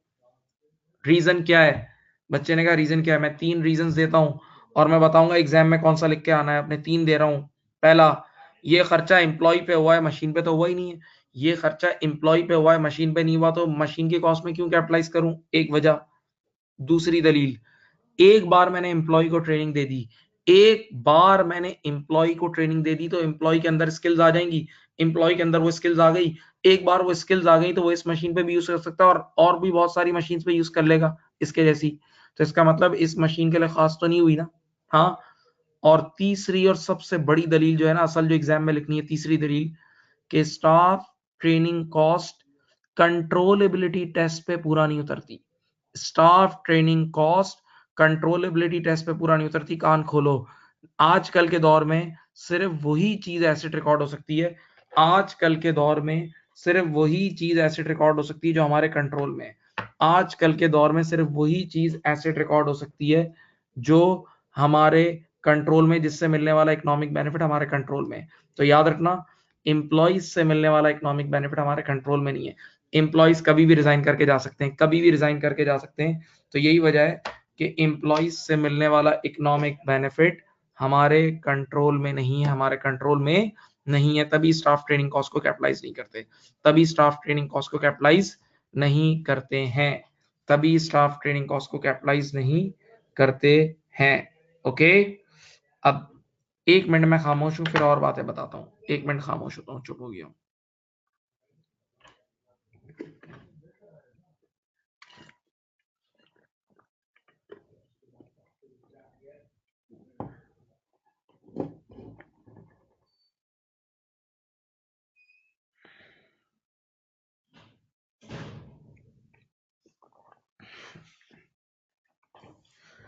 अच्छा, स्टाफ ट्रेनिंग कॉस्ट आज के बाद आप लोगों से कोई भी पूछेगा, आज के बाद आप लोगों से कोई भी पूछेगा कि स्टाफ ट्रेनिंग कॉस्ट का ट्रीटमेंट, तो आप बोलोगे 1 सेकंड में एक्सपेंस बुक करो।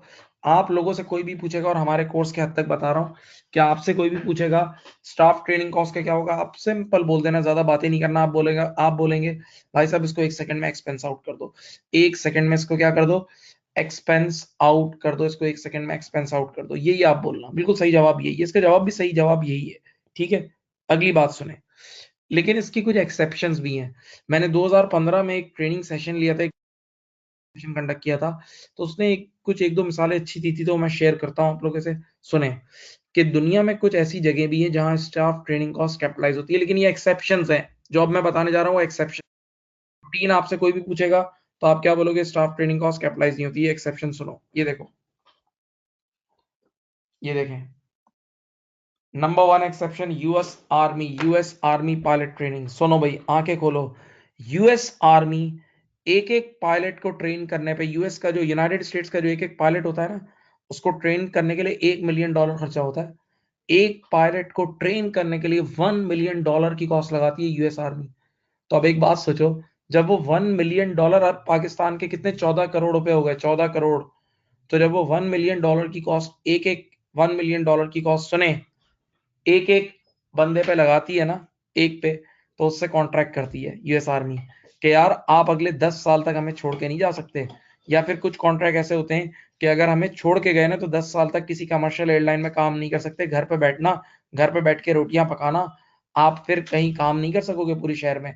और यूएस आर्मी सख्त इतनी है कि उससे कोई बदमाशी भी नहीं कर सकता, यानी उसका उसका एग्रीमेंट भी इन्फोर्सेबल है। उसका एग्रीमेंट भी क्या है, इन्फोर्सेबल है। तो ये सच्ची बात है कि यूएस आर्मी अपनी स्टाफ ट्रेनिंग कॉस्ट को कैपिटलाइज करती है। यूएस आर्मी अपनी ट्रेनिंग कॉस्ट को कैपिटलाइज करती है, ठीक है, क्योंकि उसका कॉन्ट्रैक्ट मजबूत है। दूसरी एग्जांपल, ये भी सच्ची, ये हकीकत एग्जांपल है। यूके की एक कंपनी है, यूके में कुछ कंपनीज ऐसी हैं, यूके में कुछ कंपनीज ऐसी हैं, तवज्जो फरमाइएगा, यूके में कुछ कंपनीज ऐसी हैं जो अपने एम्प्लॉयज, आप अगर उनके पास जॉब करने जाएंगे ना, तो वो आपको दो ऑप्शन देती है कि एसीसी करना है, आईसीडब्ल्यू। यूके में दोनों में से एक ऑप्शन मिलता है आपको, सही है। तो फिर वो आप बोलोगे चलो मुझे एसीसी करना है, तो वो कंपनी आपकी एसीसी की ट्यूशन फीस भी पे करेगी और आपकी एग्जामिनेशन फीस भी पे करेगी। लेकिन साथ वो आपसे एक कॉन्ट्रैक्ट भी करेगी कि भाई 4 साल से पहले अगर आप छोड़ के गए, 4 साल से पहले अगर आप छोड़ के गए, तो जाने से पहले सूद समेत सारा पैसा निकलवाएंगे, सारा पैसा निकलवाएंगे जो आपके ट्रेनिंग पे जो हमने आपके एजुकेशन पे लगाया है, सही है। तो ऐसी सूरत हाल में, और वहां यूके में लॉ इन्फोर्सेबल भी है, वो कॉन्ट्रैक्ट इन्फोर्सेबल भी होता है। तो ऐसी सूरत हाल में वो इदारा भी अपनी स्टाफ ट्रेनिंग कॉस्ट कैपिटलाइज करता है। बहरहाल, to cut the story short, to cut the story short, मैं बात को समेट रहा हूँ कि ये एक्सेप्शंस मैंने बताई, ऐसे ही एक्स्ट्रा नॉलेज दे दी। Cut the story short, staff training cost capitalise नहीं होती है, एक्सपेंस आउट होती है। स्टाफ ट्रेनिंग कॉस्ट प्यारे बच्चों क्या हो जाती है, एक्सपेंस आउट हो जाती है। ओके, सही। फिर 1-2 मिनट रुक रहा हूं।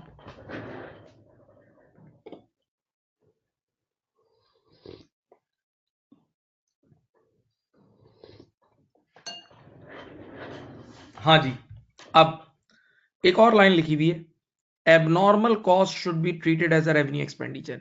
इस पूरी गेम में अगर कोई एबनॉर्मल कॉस्ट लगेगी, अनएक्सपेक्टेड कॉस्ट लगेगी, तो वो 1 सेकंड में एक्सपेंस आउट हो जाएगी। सर एबनॉर्मल कॉस्ट की क्या एग्जांपल है, जैसे जो एरर्स वगैरह की कॉस्ट होती है। जैसे बेटा, मुझे, ये पाकिस्तान में भी होता है, शायद दुनिया में तो इतना नहीं हो सकता ऑब्वियसली। पाकिस्तान में ऐसा होता है कि लोग, मेरा एक प्लॉट है 300 गज का, मैं उस पर कंस्ट्रक्शन कर रहा हूँ, तो इंसान के अंदर लालच होती है ना, तो कॉन्ट्रैक्टर ने कुछ कुछ स्क्वायर फीट अगले एक प्लॉट में घुस गया, कंस्ट्रक्शन के दौरान उसने कुछ स्क्वायर फीट अगले अगले दूसरे के प्लॉट में घुस गया। तो दूसरा अगर एक्टिव होगा तो फौरन वो कॉल करेगा और आपकी जगह तोड़वाएगा। हाँ, तो अब ये नुकसान हुआ ना, तो ये एक एबनॉर्मल कॉस्ट है, ये 1 सेकंड में पीएनएल में चली जाएगी। इसी तरह मैंने अपने एम्प्लॉयज को कहा था कि इस कोने में एसी लगाना, एक फला कोने में एसी लगाना, उसने गलत जगह एसी लगा दिया, तो मैं फौरन से बोलूंगा चलो इसको इस जगह दोबारा करो रीइंस्टॉल। तो ये जो इस तरह के एरर्स वगैरह की जो अनएक्सपेक्टेड एबनॉर्मल कॉस्ट होती है, वो 1 सेकंड में पीएल में चली जाएगी, उसको कभी कैपिटलाइज नहीं करेंगे, उसको कभी भी कैपिटलाइज नहीं करेंगे। ओके, उसको कभी भी कैपिटलाइज नहीं करेंगे। अब एक इल्मी बात समझानी है, मैंने एक जगह पढ़ी थी और मैं हमेशा बच्चों के साथ वो डिस्कस कर लेता हूँ और मैं उनको समझा देता हूँ, इंशाल्लाह समझा दूंगा आपको भी। बेटा मैंने ऊपर अभी एक चीज डिस्कस की थी, ये देखो प्री प्रोडक्शन टेस्टिंग, ये एक नाम याद है, प्री प्रोडक्शन टेस्टिंग। ये प्री प्रोडक्शन टेस्टिंग का मतलब क्या है? कुछ एसिड्स ऐसे होते हैं कि जिनके अंदर कुछ वेस्टेज जरूरी होता है, उनको पहले कुछ अरसे तक चला के उनका गलत, पहले वो शुरू में गलत बेकार यूनिट्स प्रोड्यूस करते हैं, तो वो 1000 यूनिट्स का लॉस आपको बर्दाश्त करना है, तब जाके आप मंजिल तक पहुंचोगे, ठीक है, राइट? वरना एसिड वर्किंग कंडीशन में ही नहीं आ सकता। तो ये प्री प्रोडक्शन टेस्टिंग तो कैपिटलाइज हो जाती है। एक और अल्फाज भी आपकी किसी पायलट पेपर में लिखा हुआ था, एक पायलट पेपर में एक मॉक पेपर था, उसमें लिखा हुआ था, ये पढ़ो, ये देखो ये क्या लिखा है। इनिशियल, मैंने इंसानी हाथ से लिखा हुआ है, hand written, initial operating loss because of under utilization of acid. क्या लिखा है? Initial operating loss because of under utilization of acid, bracket में लिखा है not capitalize. Under utilization of acid is not capitalize. बच्चे ने कहा ये क्या चीज है, समझाता हूं, इधर देखो, यहां देखें बेटा, मेरा एक होटल है, मेरा एक होटल है, उसके 5 फ्लोर्स हैं। मैंने आज एक होटल बनाया, उसके 5 फ्लोर्स हैं। और आपको पता है जब नया होटल खोलोगे तो 100% कैपेसिटी पे तो नहीं चलेगा, एकदम तो हिट नहीं हो जाओगे, तो अभी तो बहुत कम ग्राहक होंगे, तो आपके कुछ फ्लोर्स खाली पड़े रहते होंगे। जरा सुनिएगा 1 मिनट, यहाँ देखें। लेकिन आपको पता है आपको नया होटल खोलना है, तो आपको पता है आपको लाइट्स तो सारे होटल की जला के रखनी, ऑन करके रखनी होती है ताकि दुनिया को नजर आए। लाइट्स तो हम सारे पूरी और सफाई भी रखेंगे ताकि कोई देखने आए तो उसको भी अच्छा लगे। तो हम क्या करेंगे, ये 1 2 3 4 5, ये 5 फ्लोर है ना, हर फ्लोर पे 5000 की मेंटेनेंस कॉस्ट हमें लगानी है। हर फ्लोर पे 5000 की मेंटेनेंस कॉस्ट हमें लगानी है। हर फ्लोर पे 5-5 हजार की मेंटेनेंस कॉस्ट हमें लाजमी लगानी है। 5-5 हजार की मेंटेनेंस कॉस्ट हमें लाजमी लगानी है। 5-5 हजार की मेंटेनेंस कॉस्ट हमें लाजमी लगानी है, सही है। लेकिन हमारे जो एक्टिव फ्लोर है ना, जिसपे ग्राहक आके रह रहे हैं, जिसपे हमारे गेस्ट आके रहते हैं, वो सिर्फ फ्लोर 1 और 2 है बस। यानी ऊपर के 3 फ्लोर अंडर यूटिलाइज है, उस पर कोई आता ही नहीं है, बहुत कम लोग आते हैं। अच्छा, एक फ्लोर पे जब कस्टमर्स आते हैं तो हमारी इनकम होती है 10,000, सेकंड फ्लोर पे भी 10,000 की इनकम है, तो टोटल हमारी इनकम हुई 20 की। टोटल हमारी इनकम कितनी हुई? 20 की, जबकि हमारी कॉस्ट लग रही है 5 5 5 5 25 की कॉस्ट लग रही है। तो कॉस्ट हमारी लग रही है 25 की, जबकि कमाई हुई है 20 की, तो 5 रुपए का एक लॉस आ रहा है ना। ये लॉस इस वजह से अराइज हो रहा है क्योंकि अंडर यूटिलाइजेशन है, क्योंकि हमारे पास कस्टमर्स ही नहीं है। ये लॉस इस वजह से अराइज हो रहा है क्योंकि अंडर यूटिलाइजेशन है, कस्टमर ही नहीं है। तो भाई ये कैपिटलाइज नहीं होगा क्योंकि एसिड तो ऑन हो चुका है ना, एसिड तो स्टार्ट हो चुका है, एसिड तो वर्किंग कंडीशन में आ चुका है। तो ये लॉस कैपिटलाइज नहीं कर लेना, ये नॉर्मल लॉस है भाई आपका। ये तो आपका बिजनेस नहीं चल रहा है इस वजह से हो रहा है ना, ये तो बिजनेस नहीं चल रहा है इस वजह से हो रहा है ना। तो ये डायलॉग याद रखना, भूलना नहीं। देखो क्या लिखा है, initial operating loss because of under utilization of acid, ये देख लो।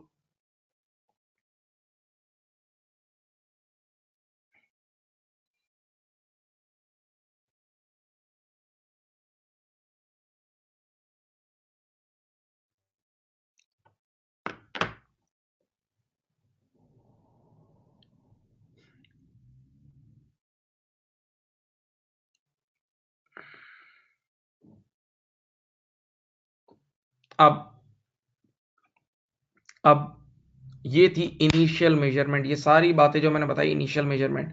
जब आप एसिड खरीदोगे तो क्या कैपिटलाइज करना है और क्या नहीं करना, जब जनाबे वाला आप एसिड खरीदोगे तो क्या कैपिटलाइज करना है और क्या नहीं करना, सही है। तो ये चीजें कैपिटलाइज करनी है और जो नहीं करनी थी वो भी मैंने आपको बता दी। लेकिन बेटा एक दो बातें कॉमन सेंस की हैं, वो आपने पढ़ी हुई भी है, मैं भी बोल देता हूँ एक बार फिर। एक होता है रेवेन्यू एक्सपेंडिचर। रेवेन्यू एक्सपेंडिचर की एक पहचान बताऊं, सब कान खोलो, बेसिक पढ़ा रहा हूँ, बिल्कुल बेसिक ओ लेवल्स की बातें बता रहा हूँ, चलो। रेवेन्यू एक्सपेंडिचर रिकरिंग नेचर का होता है, जो बार बार लगता है। जैसे इलेक्ट्रिसिटी बिल हर महीने लगता है, टेलीफोन बिल हर महीने लगता है, ये रिकरिंग नेचर का होता है, सही है। Plus revenue expenditure day to day business activity को रन करने के लिए लगता है, क्लीनिंग, एडवर्टाइजिंग, हाँ, मेंटेनेंस, ये सब रूटीन है, सही। तो ये पीएनएल में इमीडिएटली चले जाता है। तो आपने एक बार एसी ऑन कर लिया, आपने एसेट ऑन कर लिया, अब हर महीने रूटीन इलेक्ट्रिसिटी बिल, हर महीने का रूटीन इंश्योरेंस, हर महीने का रूटीन मेंटेनेंस जो सर्विसिंग वगैरह होती है हर 3-3 महीने में, वो सब एक्सपेंस आउट होगा, वो सब एक्सपेंस आउट होगा प्लीज, ठीक है। तो मेंटेनेंस वगैरह ये सब एक्सपेंस आउट होगा। लेकिन एक चीज आपने बचपन में पढ़ी थी, अपग्रेड। एक चीज मेरे प्यारे बच्चों आप लोगों ने अपने बचपन में पढ़ी थी, अपग्रेड। क्या आपने एक एसेट खरीदा, आज एसेट खरीदा, उसको ऑन कर दिया, आपने एक एसेट खरीदा उसे ऑन कर दिया, ठीक है। तवज्जो सुने, एक एसेट खरीद के आपने ऑन करा, अब 2 साल बाद, 2 साल गुजर गए, 2 साल बाद आपने एसेट पे कोई ऐसा खर्चा कराया जिससे एसेट अपग्रेड हो गया। 2 साल के बाद आपने एसेट पे ऐसा खर्चा किया जिससे मेरे प्यारे बच्चों आपका एसेट अपग्रेड हो गया। आपका एसेट क्या हो गया, अपग्रेड हो गया। तो अपग्रेड करोगे तो वो चीज कैपिटलाइज हो जाएगी। अपग्रेड यानी इंप्रूव करोगे तो फ्यूचर के खर्चे भी कैपिटलाइज हो जाएंगे। यानी फ्यूचर में अगर कभी आपने एसेट को इंप्रूव कराया, अपग्रेड कराया, तो अपग्रेड करने की कॉस्ट मेरे प्यारे बच्चों कैपिटलाइज हो जाएगी। अपग्रेड करने वाली कॉस्ट कैपिटलाइज हो जाएगी।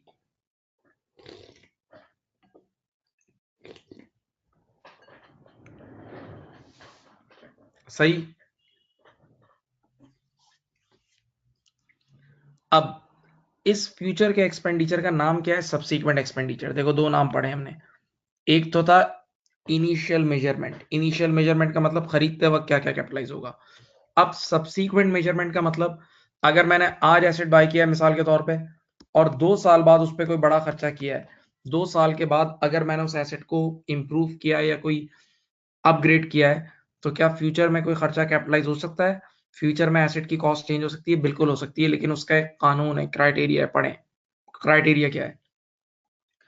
subsequent expenditure will be capitalize हो जाएगा if that अगर subsequent expenditure increases the future economic benefit, उस subsequent expenditure की वजह से फ्यूचर इकोनॉमिक बेनिफिट बढ़ जाए, उस subsequent expenditure की वजह से फ्यूचर इकोनॉमिक बेनिफिट बढ़ जाए, यानी एसेट हमें कुछ एक्स्ट्रा फायदा दे, जो पहले से फायदे एक्सपेक्टेड थे उससे ज्यादा मिले, उससे ज्यादा मिले। जैसे एक मिनट एक बात सुनो, आप अगर सब्सिक्वेंट एक्सपेंडिचर नहीं कर रहे थे तो इतने इकोनॉमिक बेनिफिट मिलने थे, आप अगर सब्सिक्वेंट एक्सपेंडिचर नहीं कर रहे थे तो इतना मिलना था, और सब्सिक्वेंट एक्सपेंडिचर के बाद इतना मिला, सब्सिक्वेंट एक्सपेंडिचर के बाद इतना मिला, तो आपको एक्स्ट्रा मिला ना, यानी एक्स्ट्रा इकोनॉमिक बेनिफिट हुआ ना।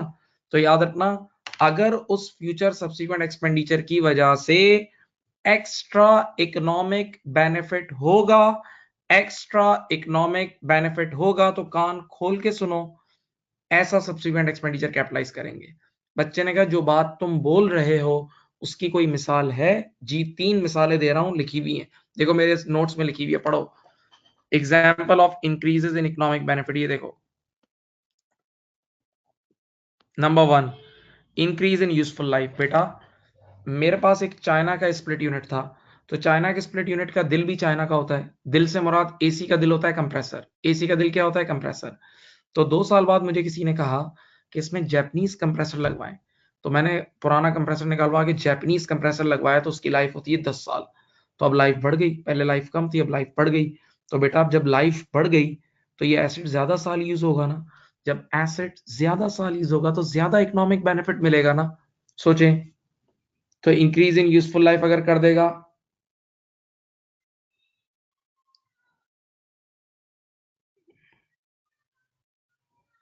आवाज नहीं आ रही क्या? हेलो बेटा, आप लोग को आवाज आ रही है? आवाज आ रही है? रिप्लाई करें। Can you hear me? एक बच्चे का मैसेज आया है।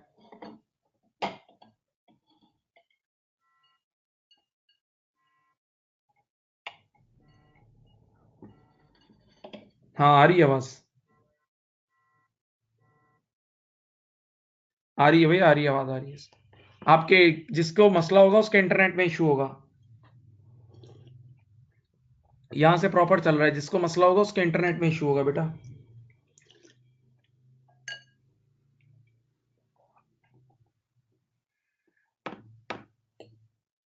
अब सुनो, तो बेटा पहली एग्जांपल क्या है, इंक्रीज इन इकोनॉमिक बेनिफिट की, increase in useful life, life बढ़ने से इकोनॉमिक बेनिफिट बढ़ेगा। दूसरा, increase in efficiency, quality of output. देखो मैंने अपने एसिड पर ऐसा खर्चा करा है कि एसिड की एफिशिएंसी बढ़ गई।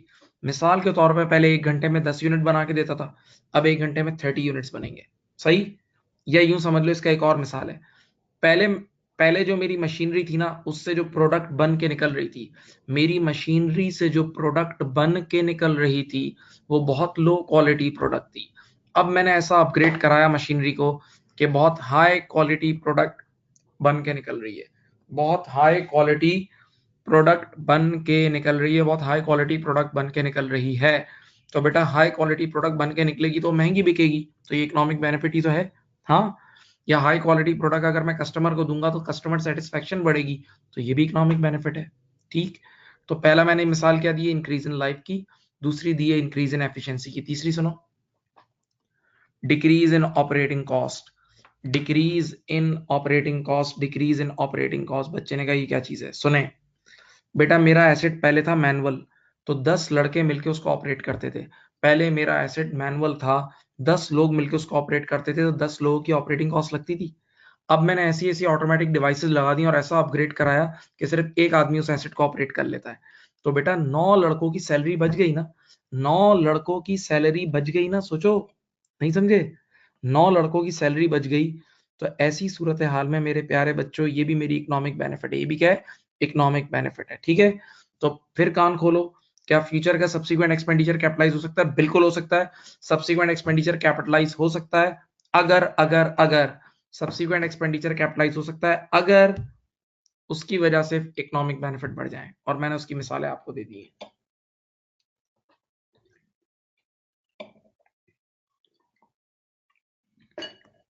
उसकी मिसाल मैंने आपको दे दी है। ठीक है, बच्चे ने कहा इसका प्रैक्टिकल सवाल करा दें। मैंने कहा आराम से करेंगे, सुकून इख्तियार करें, करते हैं। ये एक छोटा सा क्वेश्चन आपकी खिदमत में है, ये एक छोटा सा क्वेश्चन आपकी खिदमत में लिखा है। Company bought a non current asset for 10,000। एक कंपनी ने आज ईयर 0 पे एक नॉन करंट एसेट लिया है 10,000 का। एक कंपनी ने एक नॉन करंट एसेट लिया है 10,000 का, उसकी यूजफुल लाइफ है 5 साल। अच्छा, एक बात कभी नहीं भूलना, एक बात कभी नहीं भूलना, यहां देखें कि अगर कोई मेथड भी ना लिखा हो तो स्ट्रेट लाइन मेथड होता है। जब भी डेप्रिसिएशन का कोई मेथड ना लिखा हो तो स्ट्रेट लाइन मेथड होता है। ये बात अपनी जहन में डाल लो या लिख लो। और जब कोई स्क्रैप वैल्यू नहीं गिवन हो तो जीरो होती है। ठीक है, जब कोई मेथड ना गिवन हो तो स्ट्रेट लाइन मेथड होता है, और जब कोई स्क्रैप वैल्यू ना गिवन हो तो जीरो होती है। ठीक है, तो अब यहाँ कोई मेथड नहीं लिखा तो that means straight line method है, और स्क्रैप वैल्यू कुछ भी नहीं है तो जीरो है। तो एसेट की कॉस्ट कितनी है बेटा? ये देखो, ये रही कॉस्ट। एसेट की कॉस्ट है 10,000 और उसकी लाइफ कितनी है? 5 साल। तो आप अगर 10,000 को डिवाइडेड बाय 5 ईयर्स करोगे, 10,000 को डिवाइड बाय क्या करोगे? 5 ईयर्स करोगे, तो ऐसी सूरत हाल में, ऐसी सूरत हाल में आप लोग की 2,000 रुपए की डेप्रिसिएशन आ जाएगी। क्या आ जाएगी? 2,000 की डेप्रिसिएशन आ जाएगी। ठीक है, अब क्या कह रहे हैं? At the end of year 2 पढ़ें, कंपनी डेड, ये देखो, ये रहा company did subsequent expenditure of 6,000। This subsequent expenditure increase the total life of asset to 6 years. देखा, पहले टोटल लाइफ 5 साल थी, अब टोटल लाइफ हो गई 6 ईयर्स। अब टोटल लाइफ कितनी हो गई? 6 ईयर्स। सही है, तो लाइफ बढ़ गई। इस खर्चे की वजह से लाइफ इंक्रीज हो गई। लाइफ क्या हो गई? इंक्रीज हो गई। तो हाँ भाई, इसने क्वालिफाई किया है, ये क्राइटेरिया मीट कर रहा है, क्राइटेरिया मीट कर रहा है। देखते जाएं, अब देखें किस तरह होगा। इधर देखो, यहाँ देखो, बिल्कुल सुकून से चलो। ईयर 0 लिखा, ईयर 1 लिखा और ईयर 2 लिखा। देखते रहें। एसेट की कॉस्ट कितनी है? 10,000 है। एसेट की कॉस्ट है 10,000 और लाइफ कितनी है? 5 साल। इनिशियल लाइफ 5 साल थी। 10,000 डिवाइड बाय 5 करो तो पहले साल की डेप्रिसिएशन कितनी आएगी? बोलो, 2,000। और सेकेंड ईयर की डेप्रिसिएशन भी कितनी आएगी? 2,000। सही है, बताओ 10 में से 2 और 2 लेस करो तो सेकेंड ईयर के एंड पर एनबीवी आ गई 6,000। सेकेंड ईयर के एंड पर एनबीवी कितनी आ गई? 6,000। पक्का? अब बताओ, सेकेंड ईयर के एंड पर आपने सब्सिक्वेंट एक्सपेंडिचर किया है, सेकेंड ईयर के एंड पे आपने सब्सिक्वेंट एक्सपेंडिचर किया है, यानी खर्चा किया है 6,000 रुपए का। ठीक है, 6,000 का जेब से किया है। सवाल, ये 6,000 कैपिटलाइज होगा या नहीं होगा? कैपिटलाइज का मतलब ये 6,000 एसेट की कॉस्ट को बढ़ा देगा या नहीं बढ़ा देगा? जवाब हाँ, बढ़ा देगा। क्यों? क्योंकि इस खर्चे की वजह से एक्स्ट्रा इकोनॉमिक बेनिफिट मिल रहे हैं। हाँ, मिल रहे हैं, क्योंकि लाइफ बढ़ गई है, लाइफ बढ़ गई है। तो देखो मैंने यहाँ क्या लिखा, देखें, मैंने फौरन से लिखा सब्सीक्वेंट एक्सपेंडिचर, एसयूबी लिख रहा हूं सिर्फ। ये मैंने 6,000 कैपिटलाइज कर लिया। ऑलरेडी इस दिन एनबीवी थी 6,000, 6 में 6 ऐड करा, कितना आया? 12,000 हो गया, तो एसेट की वैल्यू 12,000 हो गई। एसेट की आज के दिन की वैल्यू कितनी हो गई? 12,000 हो गई। एसेट की वैल्यूएशन 12,000 कर दी पक्का। अब बताओ अब जिंदगी एंड कहाँ होगी? ईयर 6 पे। अब जिंदगी एंड कब होगी? ईयर 6 पे। हाँ, तो अब एक चीज हमेशा निकाल लेना कि जब भी कभी भी एसेट की वैल्यू चेंज होगी, जब कभी भी एसेट की वैल्यू चेंज होगी, तो आज के बाद वो एसेट अपडेटेड अमाउंट से डेप्रिशिएट होगा। फिर सुनो, आराम से सुकून इख्तियार करो। जब कभी भी एसेट की वैल्यू चेंज होगी, तो आज के बाद वो डेप्रिशिएट कैसे होता है? Updated amount divide by remaining life. Updated amount divide by remaining life. तो कोई बच्चा मुझे रिमेनिंग लाइफ बता सकता है? बेटा पहले टोटल लाइफ थी 5 साल, अब टोटल लाइफ हो गई है 6 साल, और जो जिंदगी गुजर गई है वो 2 साल है। अब टोटल लाइफ 6 साल हो गई है, और जो जिंदगी गुजर गई है वो 2 साल है। तो मेरे प्यारे बच्चों, रिमेनिंग लाइफ अब कितनी हो जाएगी? रिमेनिंग लाइफ हो जाएगी, यहां देखें, 4 इयर्स। सही है। तो मैं एक सिंपल फॉर्मूला लिख दूं। देखो मैं फॉर्मूला लिख रहा हूं। पर ईयर डेप्रिसिएशन का फॉर्मूला ये होगा, revised NBV minus scrap value divided by remaining life. Remaining life, ये revised NBV less scrap value divide by remaining life, ये फॉर्मूला होगा। ठीक है। तो अब मुझे बताएं, कोई स्क्रैप वैल्यू तो नहीं है, तो अगेन स्क्रैप वैल्यू 0 होगी। तो बताओ एसेट आज 12,000 रुपए का है, और 4 साल बाद जो इसकी जिंदगी रहेगी उसका 0 का हो जाएगा। एसेट आज 12,000 का है, 4 साल बाद 0 का हो जाएगा। तो इन 4 सालों में टोटल डिक्रीज इन वैल्यू कितनी है? 12। तो कर लो इधर देखो, ये आपने लिखा 12,000 डिवाइडेड बाय 4 इयर्स। ठीक है। तो ये कितना आया? 3,000 पर एनम। ये आया 3,000 पर एनम। इसका मतलब अब क्या है? आज के बाद देखो इधर देखो, चाहे ईयर 3 हो, ईयर 4 हो, हर साल की डेप्रिसिएशन कितनी बुक होगी? हर साल की डेप्रिसिएशन हम बुक करेंगे 3,000। हर साल की डेप्रिसिएशन हम कितनी बुक करेंगे? 3,000। सही है। तो 12,000 का एसेट हो गया था ईयर 2 के एंड पे, अब 3,000 का डेप्रिशिएट हुआ। तो ईयर 3 के एंड पर एनबीवी कितनी आ गई? 12 माइनस 3 करो 9। तो अभी इस तरह आहिस्ता आहिस्ता आगे डेप्रिशिएट होता रहेगा। इस तरह आहिस्ता आहिस्ता आगे डेप्रिशिएट होता रहेगा। और आप एक बात बोलूं कि जब एसेट की वैल्यू बढ़ी, जब एसेट की वैल्यू बढ़ी तो उसकी आने वाले कल की डेप्रिसिएशन भी बढ़ गई। जब एसेट की वैल्यू बढ़ी तो उसके आने वाले कल की डेप्रिसिएशन भी बढ़ गई। तो अब इसकी रिक्वायरमेंट आप देखें क्या मांग रहा है वो कह रहा है कि एसेट का ईयर 3 का पीएनएल और एसएफपी एक्सट्रैक्ट बता दो। तो ईयर 3 की इनकम स्टेटमेंट में, ईयर 3 की इनकम स्टेटमेंट में डेप्रिसिएशन कितनी जाएगी? 3,000। ईयर 3 की इनकम स्टेटमेंट में डेप्रिसिएशन कितनी जाएगी? 3,000। और ईयर 3 के एंड पर जो एसओएफपी यानी बैलेंस शीट बनेगी, ईयर 3 के एंड पर जो एसओएफपी यानी बैलेंस शीट बनेगी, उसमें नेट बुक वैल्यू जाएगी 9,000। सही। प्लीज नोट, देख लें।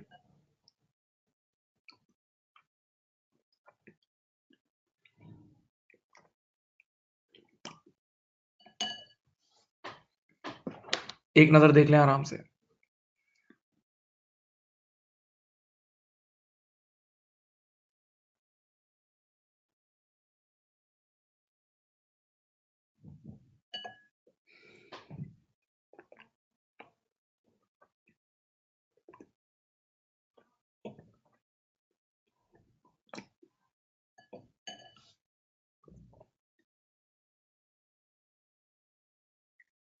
एक सवाल है, SOFP stand for statement of financial position.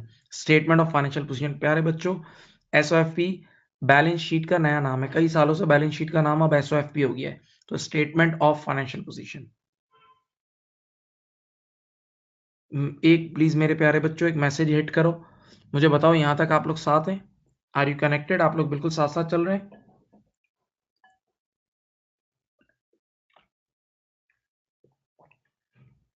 यहां तक आप लोग साथ हैं भाई?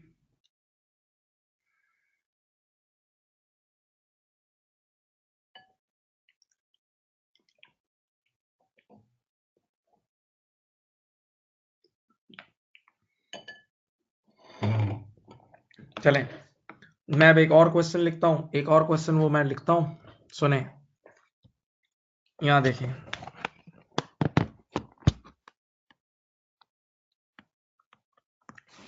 अब ये क्वेश्चन मैं लिख रहा हूं, ये आप लोग अभी भी मुझे सॉल्व करके देंगे। हाँ?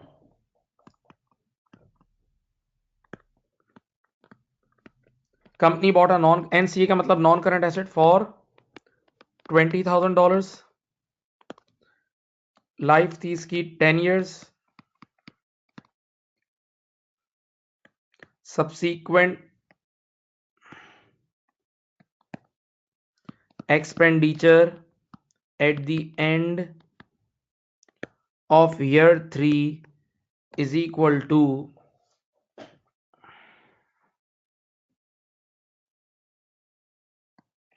$21,000. This subsequent expenditure did not change the life of asset, ठीक है, but it increased the efficiency of asset. देख लो, क्लियर पढ़ लो,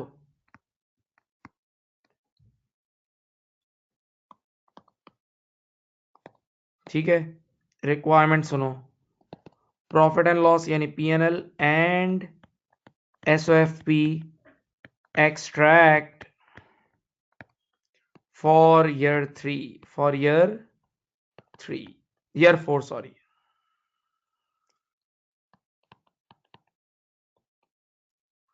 चलें जी,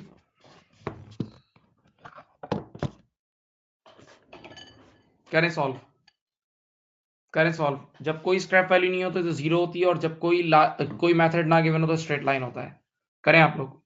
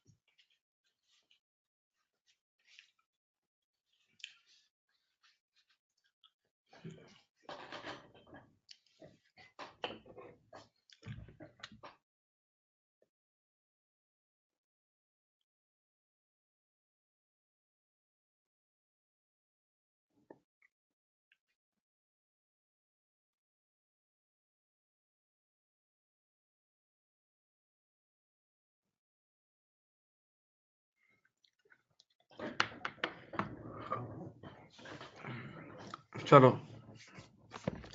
मैं सॉल्व करता हूं। अब देखें, यहां आपने एसेट बाय किया है, सुनिए,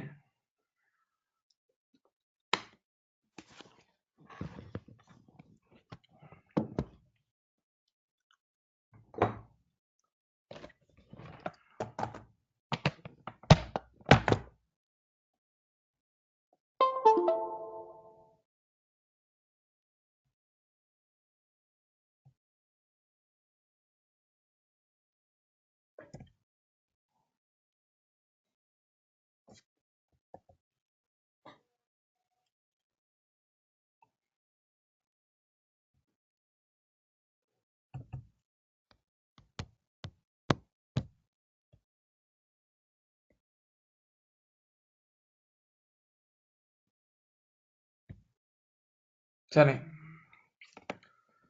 बात सुने।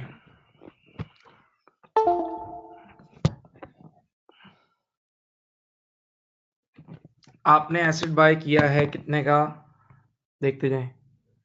20,000 का, 20,000 का एसिड बाय किया है। देखें, ईयर 1 में मैं इस तरह सॉल्व कर रहा हूं, year 1, year 2, year 3, 20,000 divide by 10 years, 20,000 divide by 10 years, एक साल की डेप्रिसिएशन कितनी आएगी, 2,000। तो पहले साल की भी 2,000 आई, सेकेंड ईयर की भी 2,000 आई, और थर्ड ईयर की भी 2,000 आई। तो तीसरे साल के एंड पर, तीसरे साल के एंड पर, तीसरे साल के एंड पर तवज्जो फरमाइएगा, आपकी एनबीवी ऑलरेडी कितनी थी, 14। सही, तीसरे साल के एंड पर आपकी एनबीवी ऑलरेडी थी 14। सही है। अब ईयर 3 के एंड पर हमने एक सब्सिक्वेंट एक्सपेंडिचर किया। आप आंखें और कान खोलें, साफ लिखा हुआ है कि लाइफ तो चेंज नहीं हुई, चलो कोई मसला नहीं है, लेकिन हाँ, उस खर्चे की वजह से, उस खर्चे की वजह से आपकी एसिड की एफिशिएंसी बढ़ गई। उस खर्चे की वजह से मेरे प्यारे बच्चों आपके एसिड की एफिशिएंसी बढ़ गई। तो एसिड की एफिशिएंसी बढ़ जाने का मतलब, एसिड की एफिशिएंसी बढ़ जाने का मतलब, मेरी बात सुनना, इकोनॉमिक बेनिफिट तो होगा ना, एफिशिएंसी बढ़ गई तो फायदा तो हुआ ना। तो मैंने कहा था ना कि फायदा होना चाहिए, सिर्फ लाइफ तो एक मिसाल थी। तो या तो एफिशिएंसी बढ़ जाए या लाइफ बढ़ जाए, कुछ भी फायदा हो, याद है, तो उससे फ्यूचर इकोनॉमिक बेनिफिट बढ़ा ना। तो ये खर्चा कैपिटलाइज होगा, ये खर्चा कैपिटलाइज होगा। कितने का खर्चा किया हमने, हमने खर्चा किया 21,000 का। तो देखें ऑलरेडी एनबीवी ये थी, एड सब्सीक्वेंट एक्सपेंडिचर, ये देखो 21,000। बेटा 14 और 21 कितना होता है, 14 और 21 मिला के अल्लाह खुश रखे ये बन जाएगा 35,000। ठीक है, 35,000 की वैल्यू हो गई।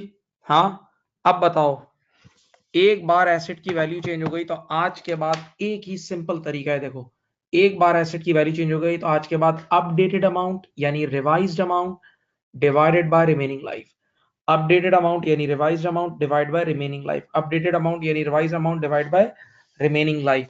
तो रिवाइज्ड अमाउंट 35,000 है, और रिमेनिंग लाइफ बताओ, लाइफ तो चेंज ही नहीं हुई, लाइफ तो चेंज ही नहीं हुई। तो 10 साल टोटल लाइफ थी वही है, और 3 साल गुजर गए। 10 साल टोटल लाइफ थी और जो लाइफ गुजर गई है वो 3 साल है, तो रिमेनिंग लाइफ 7 ईयर्स होगी। हाँ, तो अब देखो, अब अगर आपको पर ईयर डेप्रिसिएशन निकालनी है आगे, तो उसका फॉर्मूला क्या होगा, 35,000 डिवाइडेड बाय 7 ईयर्स। तो अब अगर आपको डेप्रिसिएशन एक्सपेंस ईयर 4 का निकालना है तो वो होगा 35 डिवाइड बाय 7, 5। तो ये 5,000 का एक डेप्रिसिएशन आएगा। और अब 35 में से 5 लेस करोगे तो एनबीवी आ जाएगी आपके पास 30,000 की। नेट बुक वैल्यू आपके पास आ जाएगी कितनी, 30,000 की नेट बुक वैल्यू आ जाएगी, 30,000 की नेट बुक वैल्यू आ जाएगी। तो 35 minus 5 will give you 30,000, 35 minus 5 will give you 30,000, 30,000 की आपके पास एनबीवी आ जाएगी। ठीक है, तो ईयर 4 में क्या क्या चीजें जाएंगी, ईयर 4 का अपना फॉर द ईयर का डेप्रिसिएशन एक्सपेंस 5,000 है, ईयर 4 का अपना फॉर द ईयर का डेप्रिसिएशन एक्सपेंस 5,000 है, और वो पीएनएल में चले जाएगा, इनकम स्टेटमेंट में। और ईयर 4 के एंड पर नेट बुक वैल्यू कितनी जाएगी, 30,000। ईयर 4 के एंड पर नेट बुक वैल्यू कितनी जाएगी, 30,000। कुछ बच्चों ने सही आंसर दिया है मुझे, उम्मीद है आप लोग बाकियों ने भी सही किया होगा, कुछ का आंसर सही आया है।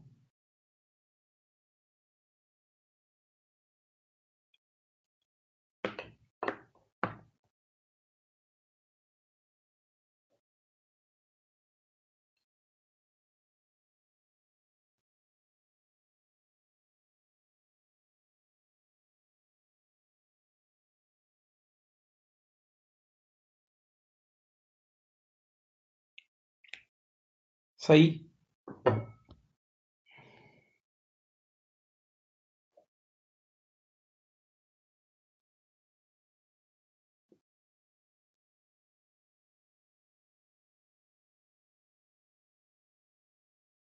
अब मैं एक और सवाल लिखता हूं, एक और सवाल करें आप लोग, चलें।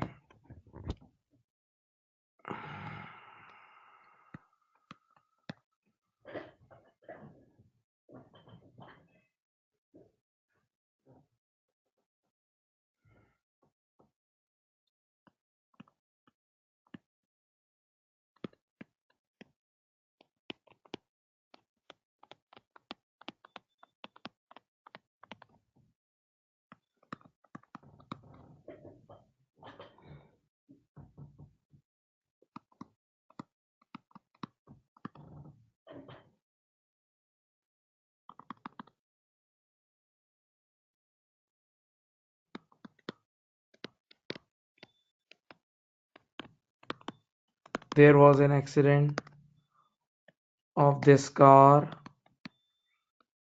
at the end of year 2. Repair cost देखो, ये रिपेयर कॉस्ट कितनी लगी है, 4000 eight the end of year 2 लगी है. This accident reduced the total life of asset to 4 years. Please required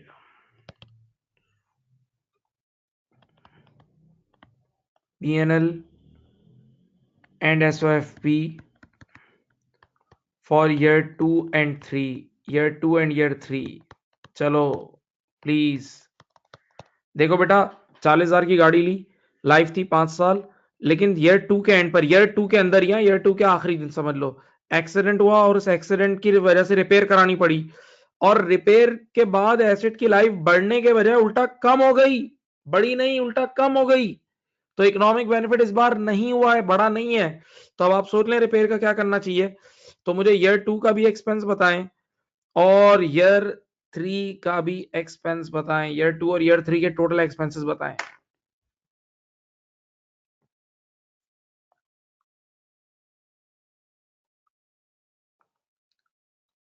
करें, खुद करके दें, कोई मुश्किल नहीं है, कर सकते हो यार, ट्राई करो, ट्राई तो करो.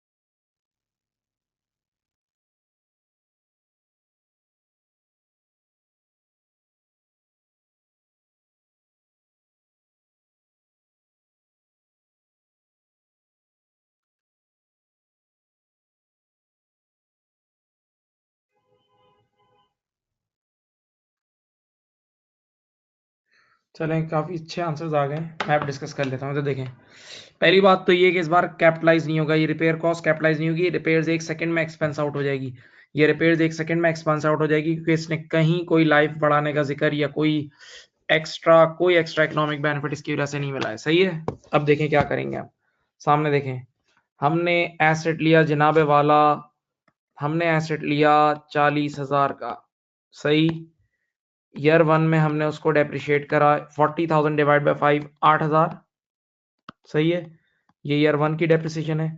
फिर ईयर 2 में भी हमने उसको डेप्रिशिएट किया 8,000 से। सही, ओके। अब बताएं ईयर 2 के एंड पर नेटबुक वैल्यू कितनी आ गई? 40 माइनस 8 कितना होता है? 24।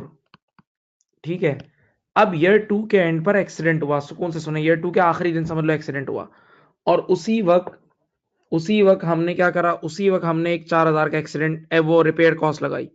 तो ये रिपेयर कॉस्ट कैपिटलाइज नहीं होगी, ये कैपिटलाइजेशन का क्राइटेरिया मीट ही नहीं कर रही, तो ये 1 सेकंड में इनकम स्टेटमेंट में चले जाएगी, 1 सेकंड में एक्सपेंस आउट हो जाएगी। सही, तो अब अगर मैं इधर देखो, मैं इधर देखो सब, अगर मैं ईयर 2 का पीएनएल बनाऊंगा, अगर मैं ईयर 2 का पीएनएल बनाऊंगा, तो मैं एक तो डेप्रिसिएशन एक्सपेंस बुक करूंगा। देखो डेप्रिसिएशन एक्सपेंस ये वाला, ये देखो ईयर 2 में डेप्रिसिएशन एक्सपेंस 8,000 का बुक करूंगा, और एक मैं रिपेयर्स कॉस्ट 1 सेकंड में 4,000 की बुक कर लूंगा। तो 8 और 4 ये कितना हो जाएगा?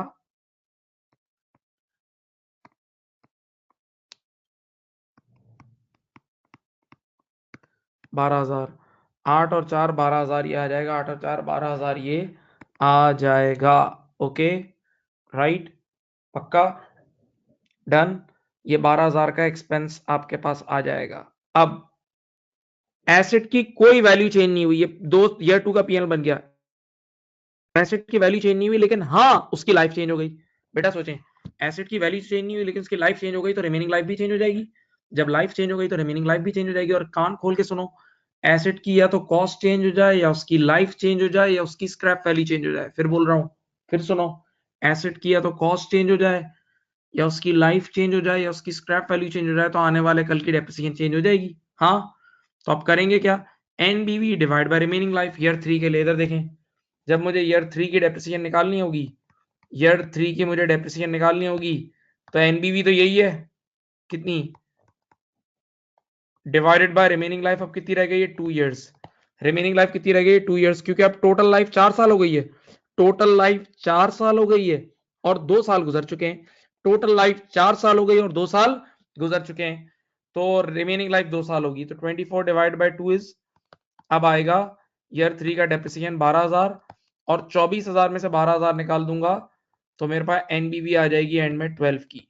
सही, तो अगर मुझे ईयर 3 का पीएनएल बनाना हो, ये देखो ईयर 3 का मैं प्रॉफिट एंड लॉस अगर मैं बनाऊंगा, तो उसमें सिर्फ एक डेप्रिसिएशन एक्सपेंस आएगा ईयर 3 के पीएनएल में। बेटा डेप्रिसिएशन एक्सपेंस आ जाएगा 12,000 रुपए का। डेप्रिसिएशन एक्सपेंस कितना आ जाएगा? 12,000 रुपए का डेप्रिसिएशन एक्सपेंस आ जाएगा। 12,000 रुपए का डेप्रिसिएशन एक्सपेंस आ जाएगा। तो पहले पीएनएल सुन लो, ईयर 2 के पीएनएल में total full and final answer 12,000 का जाएगा, जिसमें से 8,000 की डेप्रिसिएशन और 4,000 की रिपेयर्स। ईयर 3 के प्रॉफिट एंड लॉस में 12,000 की डेप्रिसिएशन जाएगी, पक्का? अच्छा, अब एसओएफई में क्या क्या जाएगा, इधर देखो, ईयर 2 के एंड पर जो एसओएफई बनेगी उसमें 24,000 की एनबीवी जाएगी। ईयर 2 के एंड पर जो एसओएफई बनेगी उसमें 24,000 की एसओएफई जाएगी, और ईयर 3 के एंड पर जो एसओएफई बनेगी उसमें 12,000 की एनबीवी जाएगी। किसी के आंसर्स आए?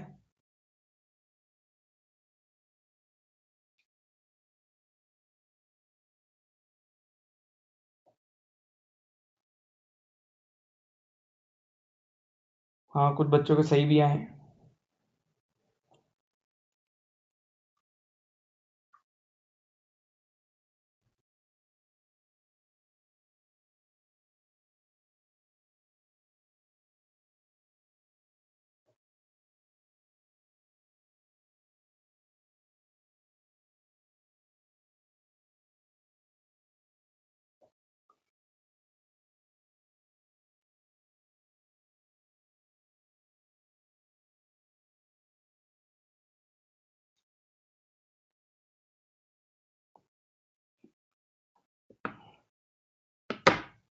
सही,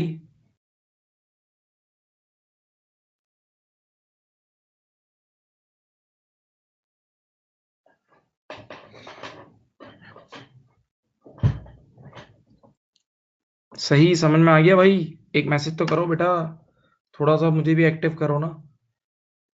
आप लोग ये वाला क्वेश्चन समझ गए? प्यारे प्यारे बच्चों, मासूम बच्चों, समझ गए हो? तो एक मैसेज कर दो।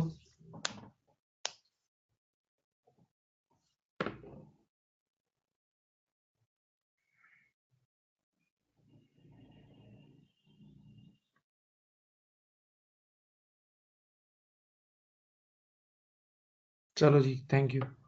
अब मेरी एक बात सुने, देखिए मैं आपको एक क्वेश्चन का असाइनमेंट अभी, एक पास्ट पेपर है जो मैं आपको व्हाट्सएप पे भेजूंगा, अभी भेज देता हूँ थोड़ी देर में।